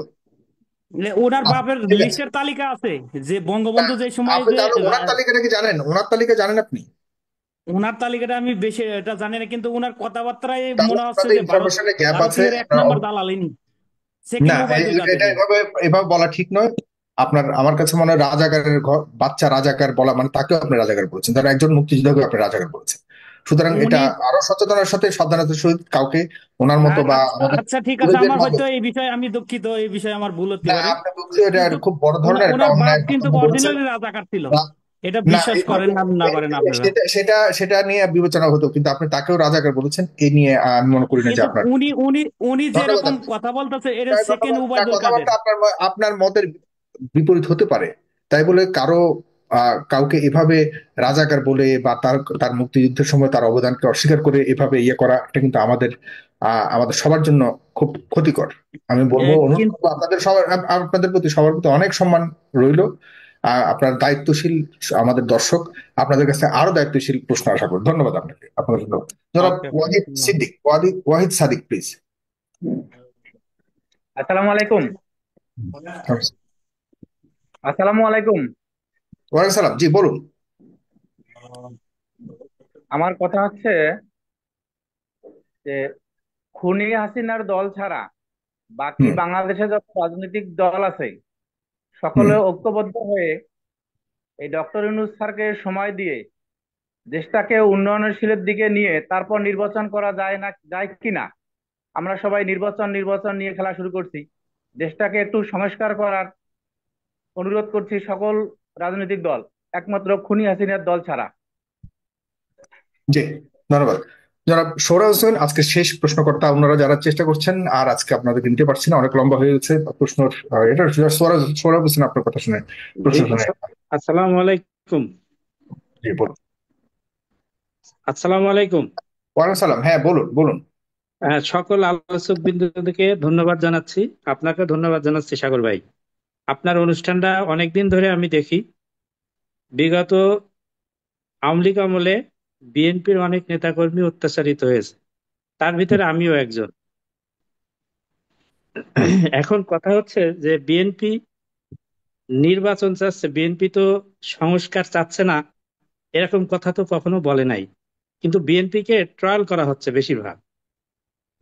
আর 5 তারিখের পরে কিছু মানুষ, মানে আওয়ামী লীগের নেতাকর্মীদেরকে যেভাবে জামাত এবং অন্যান্য রাজনৈতিক দল প্রশ্রয় দিচ্ছে, আমার এলাকাতে আমি প্রমাণ দিতে পারি কয়েকজন জামাতের নেতা, এই আওয়ামী লীগের নেতা জামাতে মিশে এখন সেখানে জামাতের রাজনীতি করছে। তো আমাদের কথা হচ্ছে যে বিএনপি কি সংস্কার চাচ্ছে না? দেশের পরিস্থিতি বিবেচনায় যদি আমরা সরকারকে সময় দেওয়ার জন্য, আমাদেরও আহ্বান আছে, আমরা চাচ্ছি সরকারকে সময় দেওয়া হোক, সংস্কার করা হোক। কিন্তু সংস্কার কতদিন? আজ 8 মাস হয়ে গেল, সংস্কারের কোনো আমরা কিছুই দেখতে পারছি না। বিচার, আজ পর্যন্ত বিচারের কোনো লক্ষণ আমরা দেখছি না। শুধু বলা হচ্ছে যে আমরা। আপনি খুব চমৎকার বলেছেন যে আসলে এই 7 মাসে কি এমন অগ্রগতি হলো, কি এমন সংস্কার হলো, সেটার উপরে নির্ভর করে তো আপনার।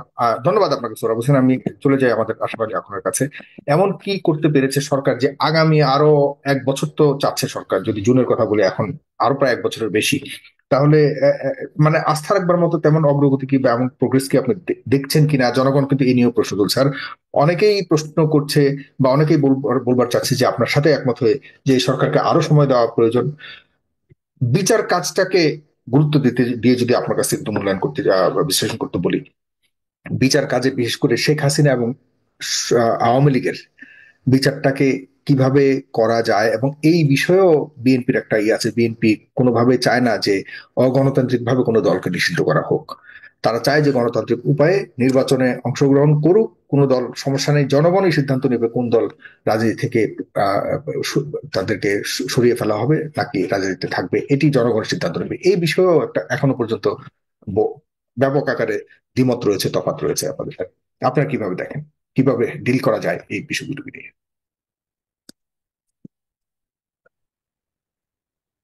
উম আবারও ধন্যবাদ জানাই দর্শক শ্রোতা বন্ধুদেরকে।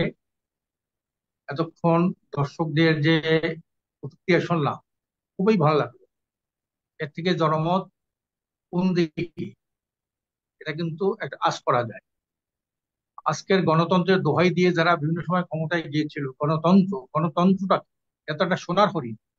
স্বাধীনতার পর 53 বছরের মধ্যে একটা গণতান্ত্রিক সরকার কি এই দেশের জনগণ কখনো দেখেছিল? কখনো দেখে নাই।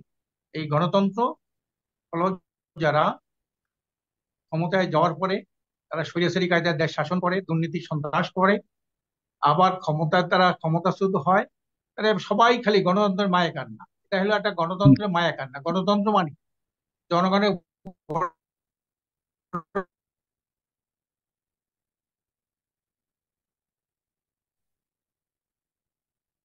জি, তার বাসা হলে কোনো শুনতে পাচ্ছি না। হুম।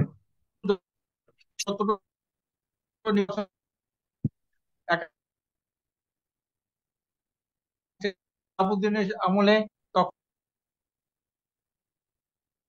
জনাব আকন, আপনাকে শুনতে পাচ্ছি। কতকাল, হ্যাঁ কতকাল আর গণতন্ত্রের এই দোহাই দিয়ে জনগণকে ধোকা দেবেন? তো এদেশে গণতন্ত্রের নামে স্বৈরতন্ত্র। যারা এই গণতন্ত্রের দোহাই দিয়ে ক্ষমতায় গেছে তারা স্বৈরতান্ত্রিক শাসন কায়েম করেছে।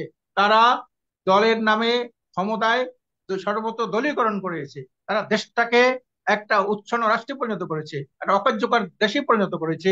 আজকের দুর্নীতির পাহাড় গড়েছে, সম্পদের পাহাড় তারা গড়েছে। আজকের বিদেশে বাংলাদেশকে কলঙ্কিত করেছে, বারবার দুর্নীতি বিশ্ব চ্যাম্পিয়ন হয়েছে। এই দিকটা কিন্তু জনগণ এখন বলতে পেরেছে গণতন্ত্র মানে কি, মুক্তিযুদ্ধের চেতনা মানে কি। মুক্তিযুদ্ধের চেতনাধারীরা মুক্তিযুদ্ধকে নিয়ে ব্যবসা করে ক্ষমতায় গিয়েছে কয়েকবার। আজকের আপনি দেখেন এই যে মোজাম্মেল হক মুক্তিযুদ্ধ বিষয়ক মন্ত্রী ছিল, 26,000 না 25,000 আপনার ভুয়া মুক্তিযোদ্ধা সে সার্টিফিকেট বিক্রি করেছে। 5 লাখ থেকে ন্যূনতম 5 লাখ, 10 লাখ, 20 লাখ, 5 কোটি টাকা পর্যন্ত সে, উনি নিজে মুক্তিযোদ্ধা না, ভুয়া মুক্তিযোদ্ধা। এভাবে মুক্তিযুদ্ধের চেতনা, এভাবে গণতান্ত্রিক চেতনা, এভাবে স্বৈরাচার বিরোধী চেতনা, এই যে চেতনাধারীরা চেতনাকে অবলম্বন করে বারবার তারা ক্ষমতায় যাওয়ার অজুহাত হিসেবে এই চেতনাকে ব্যবহার।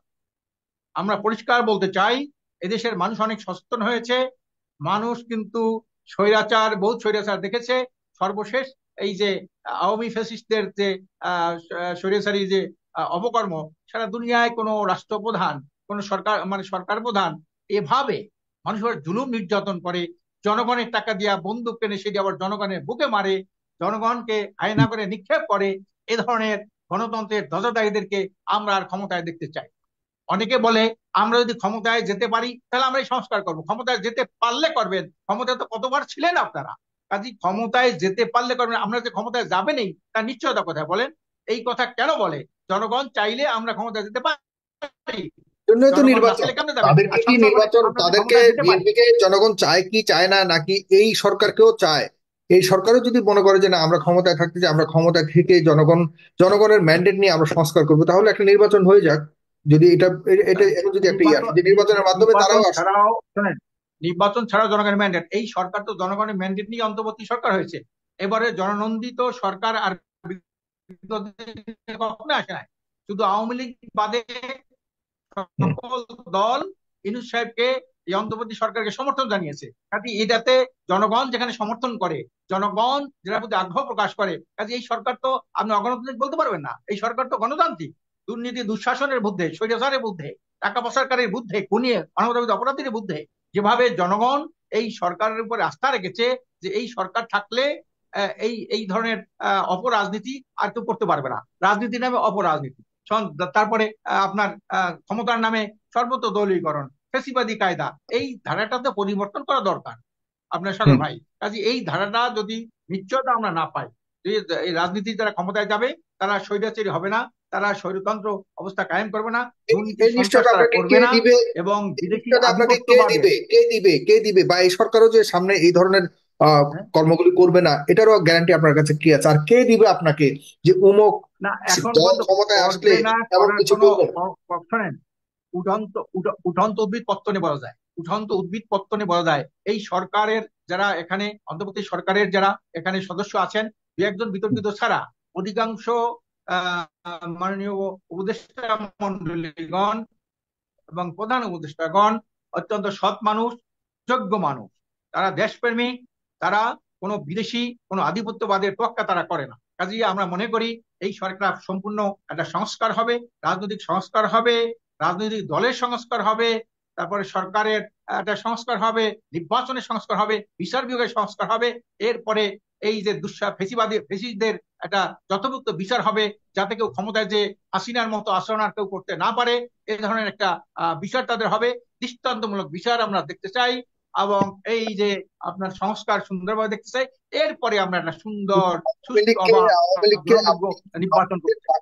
আওয়ামী লীগ দলকে আপনি কি করবেন? তারা কি নির্বাচনে আসতে পারবে কিনা সে বিষয়ে তো এখনো পর্যন্ত বিতর্ক চলছে। শেখ হাসিনার আওয়ামী লীগ কি নির্বাচনে আসার কোনো মুখ আছে তাদের? কোন লজ্জায় যারা ক্ষমতার নামে, যারা মুক্তিযুদ্ধের চেতনার নামে, যারা জনগণের উপরে এইভাবে পৈশাচিক নির্যাতন, জুলুম, খুন করেছে, আয়নাগরের মতো একটা বিভৎস অবস্থা তারা সৃষ্টি করেছে, 28 লক্ষ কোটি টাকা তারা বিদেশে পাচার করেছে, ব্যাংক লুট করেছে, শিক্ষা প্রতিষ্ঠান ধ্বংস করেছে, জাতীয় চরিত্র ধ্বংস করেছে, এবং বিদেশি আধিপত্যবাদী শক্তির কাছে মাথা নত করে তারা দিয়েছে। আজকের বাংলাদেশটা একটা উপনিবেশবাদী একটা কলোনি রাষ্ট্রে পরিণত করেছে যারা, তারা কোন মুখে, কোন লাজ লজ্জায় আপনার এই দেশে রাজনীতি করতে আসবে বলেন? জনগণ তাদেরকে ছেড়ে দেবে? সেটা কনস্টিটিউশন তাদেরকে সুযোগ দিয়েছে। আপনি কনস্টিটিউশন নিষিদ্ধ করতে পারেন না। শোনেন, কনস্টিটিউশন তো মানুষের জন্য, কনস্টিটিউশন তো মানুষের এরা পরিবর্তন করেছে। আজকে 17-18 বার নিজেদের ক্ষমতাকে পাকাপোক্ত করার জন্য এই ক্ষমতাসীন দলগুলি বারবার সংবিধান পরিবর্তন করেছে। এই সংবিধান পরিবর্তন করে মানুষের ধোঁকা দিয়েছে, আমরা এই কাজ করবো, সেই কাজ করবো, এইটা করবো, সেইটা করবো, কাজে কোনো কিছুই তো তারা করে নাই। এই ধরনের সংবিধানের দোহাই দেওয়া, গণতন্ত্রের দোহাই দেওয়া, চেতনার দোহাই দেওয়া, এটা কিন্তু আসলে জনগণের সাথে একটা প্রতারণা, যেটা বিগত দিনে আমরা দেখেছি। কাজে এই প্রতারণা হতে না পারে। প্রত্যেকটা দল তারা যে নির্বাচনী ইশতেহার ঘোষণা করছে, যে ক্ষমতায় যে দল যাবে, সংবিধান মানেন না? সংবিধান কি আপনি মানেন না? সংবিধান পরিবর্তন চাইতো, আমরা তো সেখানে বলছি এই সংবিধান পরিবর্তন, এই সংবিধান দেশের উপযোগী সংবিধান না। এটা হলো ভারতের দেওয়া, চাপিয়ে দেওয়া, এবং একটা ফেসিস্ট গোষ্ঠী এখানে একটা পরত রাজ্য পরিণত করা, লেন্দুব দর্জিত তৈরি করার সংবিধান এটা। এটা তো মানুষের কোনো মুক্তি, সত্যিকারের মুক্তি, মানুষের ন্যায় অধিকার, মানুষের গণতান্ত্রিক অধিকার, মানব অধিকার থেকে শুরু করে কেউ কোনো অধিকারই তো এই সংবিধান দিয়ে পরিবর্তন হয়। এই সংবিধান হলো দুর্নীতির জন্মদাতা, সন্ত্রাসীদের উৎসদাতা, এই ক্ষমতাসীনদের স্বৈরতান্ত্রিক ফ্যাসিস্ট সরকারে পরিণত করা, এগুলো এই সংবিধান। কাজে এটা আমূল পরিবর্তন দরকার। এই জন্য এই যে সরকার সংবিধান সংস্কারের যে বিষয়গুলো পাঠিয়েছে, আমরা মনে করি এর মাধ্যম যদি হয়, সংবিধান যেভাবে রচিত হয়, একটা দেশের উপযোগী, একটা স্বাধীন সার্বভৌম একটি দেশের একটা উপযোগী একটা সংবিধান এদেশে হবে ইনশাল্লাহ আমরা মনে করি। এবং এই সংবিধান যদি দেশের নতুন ভাবে সংস্কারের মাধ্যমে সংবিধান আসে, তাহলে এই দেশের মানুষের যে আশা আকাঙ্ক্ষা, যে আমরা একটা দুর্নীতি, দুঃশাসন, সন্ত্রাস, মাদক মুক্ত একটি সুখী সমৃদ্ধ কল্যাণ রাষ্ট্র আমরা প্রতিষ্ঠা করতে পারবো, এটা কিন্তু এইটা হবে। কিন্তু এই যে প্রচলিত যে সংবিধান, এইটা বহাল রেখে কোনোদিনই মানুষের কোনো অধিকার হবে না, ভোটাধিকার ফিরে পাবে না, গণতান্ত্রিক অধিকার ফিরে পাবে না, দুর্নীতি সন্ত্রাস মুক্ত একটা দেশ পাবে না, এবং কোনো ফ্যাসিস্ট চিরতরে আসতে না পারে, এই ফ্যাসিস্টদের পথ চিরতরে বন্ধ করা যাবে না এই সংবিধানের মাধ্যমে।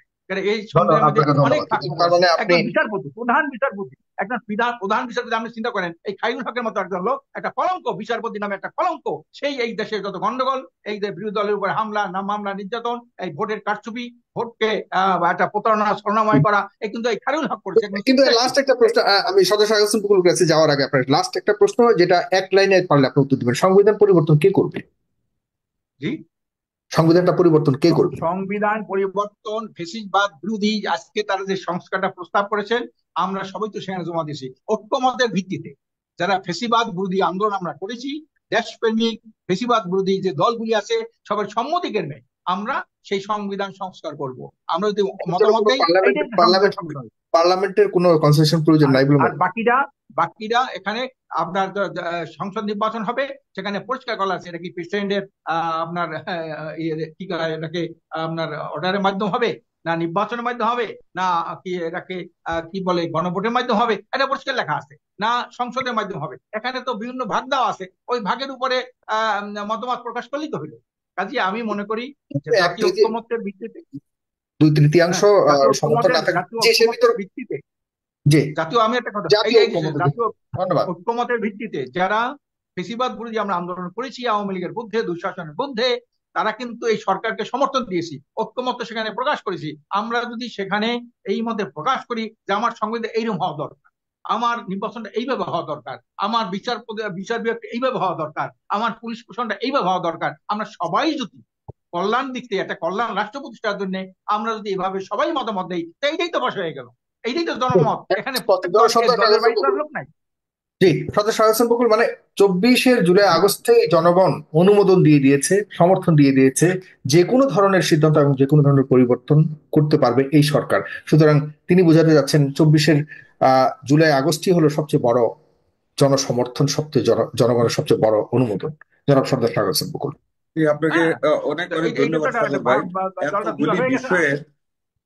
এতগুলি বিষয়ের অবতারণা এখানে হয়েছে আলোচনার মাধ্যমে, যে সবগুলির যদি ক্যাটেগরিগুলি জবাব দিতে যাই অনেক সময়ের প্রয়োজন। তবু আমি সংক্ষিপ্ত ভাবে তড়িঘড়ি করে কিছু কথার জবাব দিতে চাই। সর্বপ্রথম যে কথাটা বলতে চাই, আশরাফ আলী আকন্দ সাহেব এবং ব্রিগেডিয়ার সাহেবের কথায় একটা অনাকাঙ্ক্ষিত একটা সুর আমার কানে বেজেছে বা আমি অনুধাবন করেছি, যে নির্বাচনের বিরুদ্ধে একটা অবস্থান ওনারা নিয়েছেন। বেশ কিছুদিন যাবৎ গত একটা জিনিস অবজার্ভ করতেছি, যে দেশে কিছু মানুষ নির্বাচনকে অযৌক্তিকভাবে জনগণের বিরুদ্ধে অবস্থান নিয়ে নির্বাচনকে বিলম্বিত করার প্রয়াসে বিভিন্নভাবে বক্তব্য রাখতেছেন। এই গোষ্ঠীটা আসলে কোনোদিন এই দেশের জনগণ কর্তৃক নির্বাচিত হতে পারবেন না। নির্বাচিত হওয়ার মতন রাজনৈতিক গুরুত্বপূর্ণ পরিস্থিতি ওনাদের নেই বিদায় একটা গণতান্ত্রিকভাবে নির্বাচনের বিরোধিতা ওনারা করে যাচ্ছেন। এতে আমি অবাক হই না, মনের খ্যাত থাকতে পারে সংসদে যাওয়ার, যেটা যেতে পারবেন না, সেই কারণে নির্বাচনের বিরুদ্ধে বলতেছে। ব্রিগেডিয়ার সাহেব একটা কথা বলেছেন যে ঈদের সময় এবার অত্যন্ত আনন্দে ঈদ করেছেন, এত সুন্দর পরিবেশে উনি আর কোনোদিন ঈদ করেন নাই। হ্যাঁ, আমি স্বীকার করি ঈদের সময় অবস্থা ভালো গিয়েছে, অনেক ঈদ ভালোভাবে আমরা করেছি স্বাধীনতার পরে। তবে ওনাকে একটা কথা শুধু বলতে চাই, উনি একতরফা ভাবে কাউকে যেন ক্রেডিট না দেন। ক্রেডিটটা এই দেশের 18 কোটি মানুষের।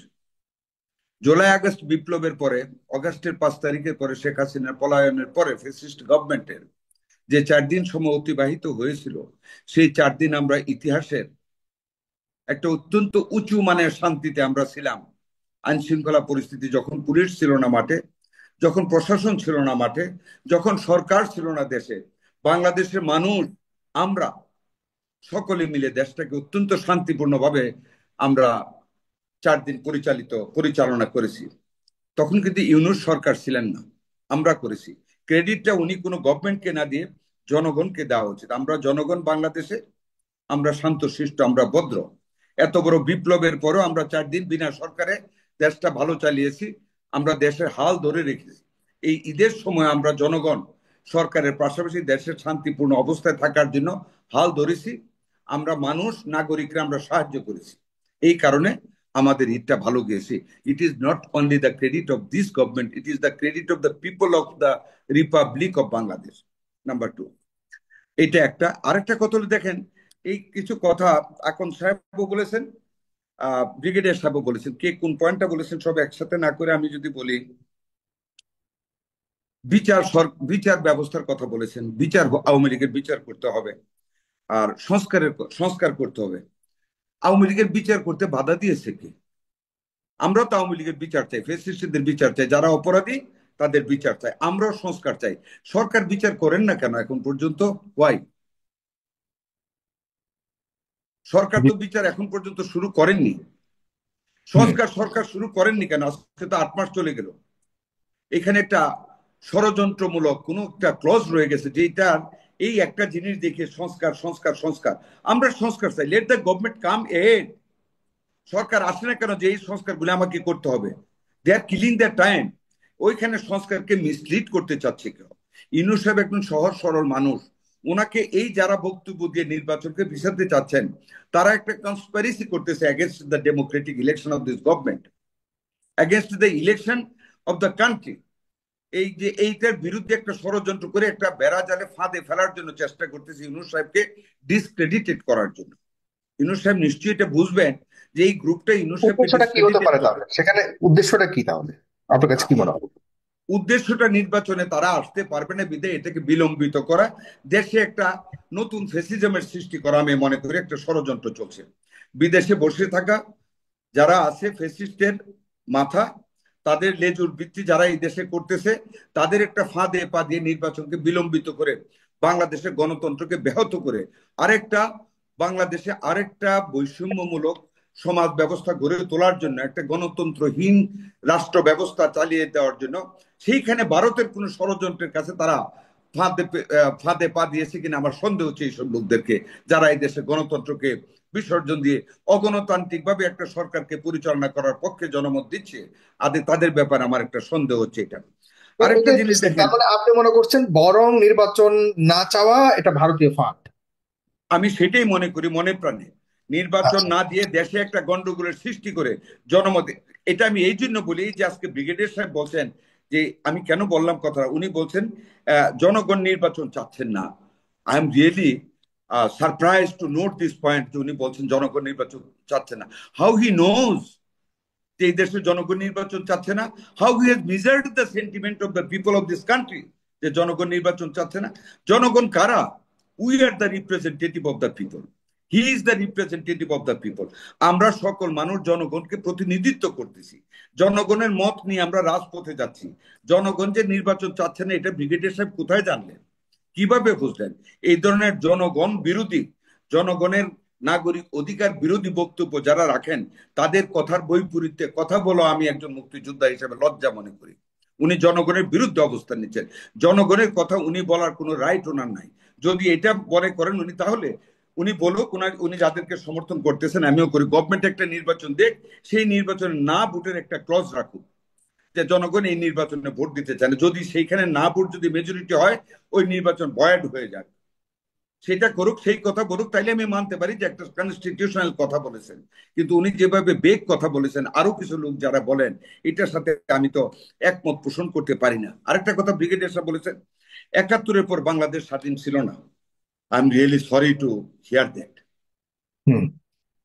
71-এর পর আমরা 16ই ডিসেম্বরে বিজয় উল্লাস করেছি, স্বাধীনতা পেয়ে আমরা স্বাধীন। আমাদের স্বাধীনতার ফ্ল্যাগ আছে, জাতিসংঘে আমাদের পতাকা উঠে, অ্যাডভাইজারদের গাড়িতে আমাদের স্বাধীন পতাকা উঠে। We are independent. উনি কিভাবে বলেন যে স্বাধীন ছিল না 71-এর পরে? হাউ হি সেজ? আমি রেকটিফাই করতেছেন, উনি এখানে ইলেকশনের নির্বাচনের কথা বলেছেন 14, 18, 24। 14, 18, 24-এর নির্বাচনের পরে এই দেশে গণতান্ত্রিক মানুষের গণতান্ত্রিক অধিকারের প্রতিফলন ঘটেনি। উনি লেখাপড়া করে ওই ভাষাটা ব্যবহার করতে পারতেন। 14, 18 নির্বাচন, 24-এর নির্বাচনের পরে দেশে গণতান্ত্রিক বিকাশ ঘটেনি, গণতান্ত্রিক রায়ের প্রতিফলন ঘটেনি, গণতান্ত্রিক ভাবে নির্বাচিত সরকার কর্তৃক গণতান্ত্রিক রাষ্ট্র ব্যবস্থা চলেনি, এটা বলতে পারতেন। কিন্তু দেশটা স্বাধীন ছিল না 71-এর পরে, এটা হাইলি অবজেকশনেবল একটা কমেন্ট উনি করেছেন। আমরা স্বাধীনতা আমরা এনেছি 71 সনে। এই দেশের তৎকালীন 7.5 কোটি মানুষ আমরা যুদ্ধ করে স্বাধীনতা এনেছি। 16ই ডিসেম্বরে সেই বিজয় উল্লাস আমরা করেছি। পাক হানাদার বাহিনী আমাদের কাছে আত্মসমর্পণ করেছে তৎকালীন রমনার রেসকোর্স মাঠে। So we are independent, but গণতান্ত্রিক রাষ্ট্র ব্যবস্থার অভাব ছিল ফ্যাসিস্ট শেখ হাসিনার আমলে। এই কথাটা আমি অবজেকশন দিই। আচ্ছা, আরেকটা কথা বলেছেন যে বিএনপি এবং ভারতের বক্তব্য এক। হ্যাঁ, প্রেসিডেন্টের বাতিল প্রসঙ্গ এবং সংবিধানের বাতিল প্রসঙ্গ আশরাফ আলী খান সাহেব বলেছে, দর্শকের কাছ থেকে এসেছে। ওই দর্শকদের উদ্দেশ্যে আমি বলতে চাই, সাগর ভাই, একজন দর্শক আমাদের মহাসচিব সম্বন্ধে বলেছেন রাজাকারের পুত্র রাজাকার। আপনি কমপ্লেন করেছেন ওনার বিরুদ্ধে, কিন্তু ওনার কথাটার সাথে সাথে এক্সপাঞ্জ করে দেওয়া উচিত। Man like him should not come into the media. একজন মানুষকে গালি দেওয়ার অধিকার তার নাই। এইসব মূর্খ হওয়ার বা চিন্তা যখন কথা বলতে পারে, রাজনীতির কথা বলতে পারেন, কিন্তু এইভাবে মানুষকে গালি দেওয়ার অধিকার তার নাই। He is not at all compare to the family or mister with mister Fakhrul Islam Alamgir. He was a freedom fighter. ওনার এই ধরনের কথাবার্তা বলা এটা একেবারেই অশালীন। এসব কথাকে এনকারেজ করাই উচিত না। প্রেসিডেন্ট চুপ্পুর ব্যাপারে কথা বলেছেন, চুপ্পুর ব্যাপারে বিএনপি দ্বিমত পোষণ করেছে। Yes, BNP did the correct thing. চুপ্পুকে কে অপসারণ করবে? উনি কি জানেন সংবিধানের দ্বারা হোয়াট রাইট হি হ্যাড চুপ্পুকে বাতিল করার? চুপ্পুকে বাতিল করতে হলে সেখানে তার বিরুদ্ধে অনাস্থা আনতে হতো। কে আনবে? সেটা সংসদ। সংসদ কি আছে? আবার একটা প্রেসিডেন্ট করতে হলে দরকার ছিল সংসদের। সংসদ কি আছে? এখানে ওনার সেই আপত্তিটা আমি আপনাকে বলি, শেষ সংসদকে করি। একটু একটু সদস্য সদস্য মানে এই বাতিলগুলির জন্য বা এই বিষয়গুলির জন্য তো অনেক রক্ত দিয়ে জুলাই আগস্টকে মানুষ নিজেদের পক্ষে আনতে পেরেছে সিদ্ধান্তটা, এবং সেই সিদ্ধান্তের আলোকেই বর্তমান সরকার সার্বজনীন একটা সরকার সকল ধরনের সিদ্ধান্ত নিতে পারবে। সংসদের বাহিরেও সংসদের যে সিদ্ধান্ত নিতে পারতেন তাও সিদ্ধান্ত নিতে পারবে এই সরকার, কারণ জনগণের মতের প্রতিফলন এই সরকারের মাধ্যমে ঘটবে, এটাই বোঝাতে চাচ্ছেন আশরাফ আলী আকন। সুতরাং এখানে আমি এখানে অবজেক্ট করি আপনাকে। আমি একটা কথা বলি, জনগণ এই সরকারকে বসাইছে, জনগণের প্রতিনিধিরা সকল রাজনৈতিক দলের ঐক্যমতের ভিত্তিতে একটা ইন্টারিম গভর্নমেন্ট করা হয়েছে। একটা কথা আপনি নোট করবেন, this government is not the revolutionary government. This government is not the revolutionary government. এই গভর্নমেন্ট ইচ্ছা করলে কিন্তু সবকিছু পারবে না। এই গভর্নমেন্টের মুখ্য দায়িত্ব হবে ন্যূনতম সংস্কার দিয়ে দেশে একটা নির্বাচন দিয়ে গণতান্ত্রিকভাবে নির্বাচিত জনগণের সরকার প্রতিষ্ঠা করা, এবং সেই সরকারের কাছে একটা ম্যান্ডেট দিয়ে যাওয়া what to do and what not to do. যেমন 1991 এর নির্বাচনে 3 জোটের রূপরেখা অনুযায়ী তখন প্রেসিডেন্সিয়াল ফর্ম অফ গভর্নমেন্ট ছিল। আমরা তখন সংসদে ছিলাম। I was the honourable member of parliament of that, মানে 5th পার্লামেন্টে।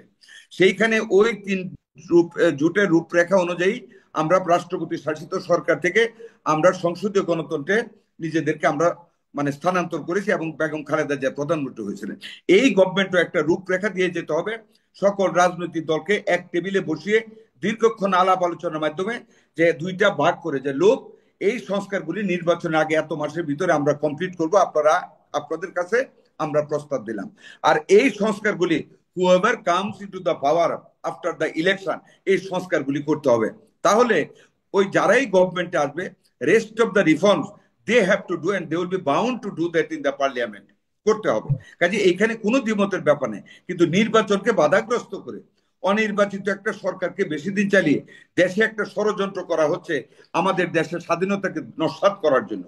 এবং যারা 71 সনে দেশের স্বাধীনতার বিরুদ্ধে যারা মত প্রকাশ করেছে, যারা দেশের স্বাধীনতার বিরুদ্ধে ষড়যন্ত্র করেছিল, আমরা যাতে স্বাধীন না হই আমাদের বাড়ি ঘরে আগুন দিয়েছিল, যারা আমাদের স্বাধীনতার বিরুদ্ধে ষড়যন্ত্র করে আমাদেরকে ওই পাকিস্তানিদের পরাভূত রাখতে চেয়েছিল, ঠিক এরকম একটা গোষ্ঠী কিছু মানুষকে সংগঠিত করে আমাদের দেশে গণতন্ত্রকে নস্যাৎ করে নির্বাচনকে বিলম্বিত করে একটা অনির্বাচিত সরকার রেখে বিদেশিদের কাছে আমাদেরকে খারাপ করে আরেকটা নৈরাজ্যকর পরিস্থিতি বাংলাদেশে সৃষ্টি করে আমাদের স্বাধীনতাকে নস্যাৎ করতে চায়। জাতিকে এই ব্যাপারে হুঁশিয়ার থাকতে হবে। একটা কথা এখানে এসেছে যে এই যে জুলাই আগস্ট বিপ্লব হলো, সমালোচকদের বলেছে, আবার ব্রিগেডিয়ার সাহেব এই থানভীর আকন সাহেবও বলেছেন বিএনপির কোনো অবদান ছিল না, শুধু জুলাই আগস্টের এই বিপ্লবীরা এই বিপ্লবটা করেছে। দেখেন, সরি টু সে দ্যাট গত 16টি বছর ফ্যাসিস্ট শেখ হাসিনার সরকারের বিরুদ্ধে গণতান্ত্রিক ভাবে এই দেশে নির্বাচন, ফেয়ার এন্ড ফ্রি একটা ইলেকশনের জন্য বিএনপি মাঠে আন্দোলন করেছে। একটা আগ্নেয়গিরিতে যখন অগ্নুৎপাত ঘটে, হঠাৎ করে কিন্তু লাভার বিকিরণ ঘটে না। এই আগ্নেয়গিরি অনেক দিন ধরে ভিতরে আগুন সৃষ্টি হতে হতে একটা সুন্দর সময় এসে এটা ব্রাস্ট হয়, আগ্নেয়গিরির অগ্নুৎপাত ঘটে। গত 16টি বছর বিএনপির ভারপ্রাপ্ত চেয়ারম্যান তারেক রহমানের সুদক্ষ সাংগঠনিক নেতৃত্বে বিএনপি সংগঠিত হয়ে আমরা প্রতিটা দিন, প্রতিটা মুহূর্ত, প্রতিটা মাস আমরা হত্যা, খুন, গুম, জেল, নির্যাতনের মুখোমুখি হয়েও আমরা আন্দোলন করে এই সরকার ফ্যাসিস্ট শেখ হাসিনার বিরুদ্ধে জনমত সৃষ্টি করেছি, যার পরিসমাপ্তি ঘটেছে জুলাই আগস্ট বিপ্লবে, যার পিছনে আমাদের সমর্থন ছিল। আমরা মিছিল মিটিংয়ে গিয়েছি, আমাদের ছাত্ররা গিয়েছে, আমাদের যুব দল, ছাত্র দল, কৃষক দল, শ্রমিক দল, আমরা মার্চ হয়েছি তাদের সাথে, এবং একটা সার্থক বিপ্লব ঘটেছে ছাত্রদের বৈষম্য বিরোধী আন্দোলনের মাধ্যমে। We must honour it, we honour it, of course আমরা অনার করে যাচ্ছি, অনার করব। তারা নেতৃত্ব দিয়েছে, এটাকে কেউ খাটো করে দেখবো না। বাট ওই আন্দোলনের ফসলে গভর্নমেন্ট সবকিছু করতে পারবে, not that, because it's not a revolutionary government, it is an interim government করা হয়েছে সকল দলের মধ্যে। কাজী এইখানে যারা ষড়যন্ত্র করে আজকে নির্বাচনকে পিছিয়ে দিতে চায়, যারা এখনো মুক্তিযুদ্ধের চেতনাকে ব্যঙ্গ করতে চায়, একটা কথা বলতে চাই, মুক্তিযুদ্ধ is at the top of everything. ৭১ যদি আমরা এই দেশটা স্বাধীন না করতে পারতাম, আজকে যারা বিদেশে বলে রাজাকারের বাচ্চা রাজাকার বলেন, তারা কিন্তু বিদেশে যেতে পারতেন না। আজকে আমাদের সন্তানেরা বিদেশ গিয়ে লেখাপড়া করতে পারতো না। বিশ্বের বড় বড় ইউনিভার্সিটিতে কিন্তু আমাদের সন্তানরা যেতে পারতেন না। আজকে নাসাতে আমাদের বাঙালিদের নাম থাকতো না যাওয়ার জন্য। It is the outcome of our independent fighting in 1971। যে দেশটা স্বাধীন হয়েছে বলে আজকে আমাদের সচিবদের জন্ম হচ্ছে, দেশটা স্বাধীন হয়েছে বলে আজকে সেনাবাহিনী প্রধান বাংলার জমিন থেকে সৃষ্টি হচ্ছে, দেশটা স্বাধীন হয়েছে বলে আজকে বিচারপতি, প্রধান বিচারপতি বাঙালিরা হচ্ছে। সেই স্বাধীনতাকে কটাক্ষ করে, সেই মুক্তিযুদ্ধকে কটাক্ষ করে যারা কথা বলে, তারাই আজকে নির্বাচনের বিরুদ্ধে, গণতন্ত্রকে ব্যাহত করার লক্ষ্যে তারা আজকে দেশে আরেকটা নতুন অরাজকর পরিস্থিতি সৃষ্টি করে বাংলাদেশের স্বাধীনতাকে বিপন্ন করতে চায়।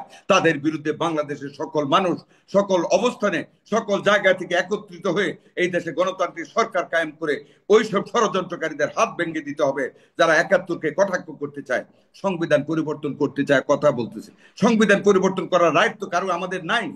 সংবিধান পরিবর্তন করতে হবে সংসদে গিয়ে 2/3 মেজরিটি নিয়ে। We can't amend the constitution without forming the sovereign parliament and without having 2/3 majority in the parliament. আমাদেরকে করতে হবে সেখানে গিয়ে। কাজী গায়ের জোরে যারা কথা বলে গণতন্ত্রকে ব্যাহত করতে চায়, অনির্বাচিত সরকারকে যারা নির্বাচিত সরকারের বিকল্প হিসেবে দেখে দেশের গণতন্ত্র ষড়যন্ত্র করতে চায়, আবার আরেকটা ফেসিবাদের জন্ম দিয়ে নির্বাচনকে ব্যাহত করতে চায়, দেশের স্বাধীনতাকে বিপন্ন করতে চায়, দেশের গণতান্ত্রিক মূল্যবোধকে বিশ্ব দরবারে যারা ব্যাহত করতে চায়, যারা ক্ষুণ্ণ করতে চায়, তাদের বিরুদ্ধে আমাদেরকে ঐক্যবদ্ধ হয়ে রাজপথে নামতে হবে। তাদের বিরুদ্ধে জনাব ইউনূস। দর্শক আলোচনা শুনে বুঝতে পেরেছেন যে আসলে ব্রিগেডিয়ার হাসান নাসিররা দেশকে রক্ষা করেছেন। আমি বলবো তারা সবসময়ই সত্যের পক্ষে ছিলেন।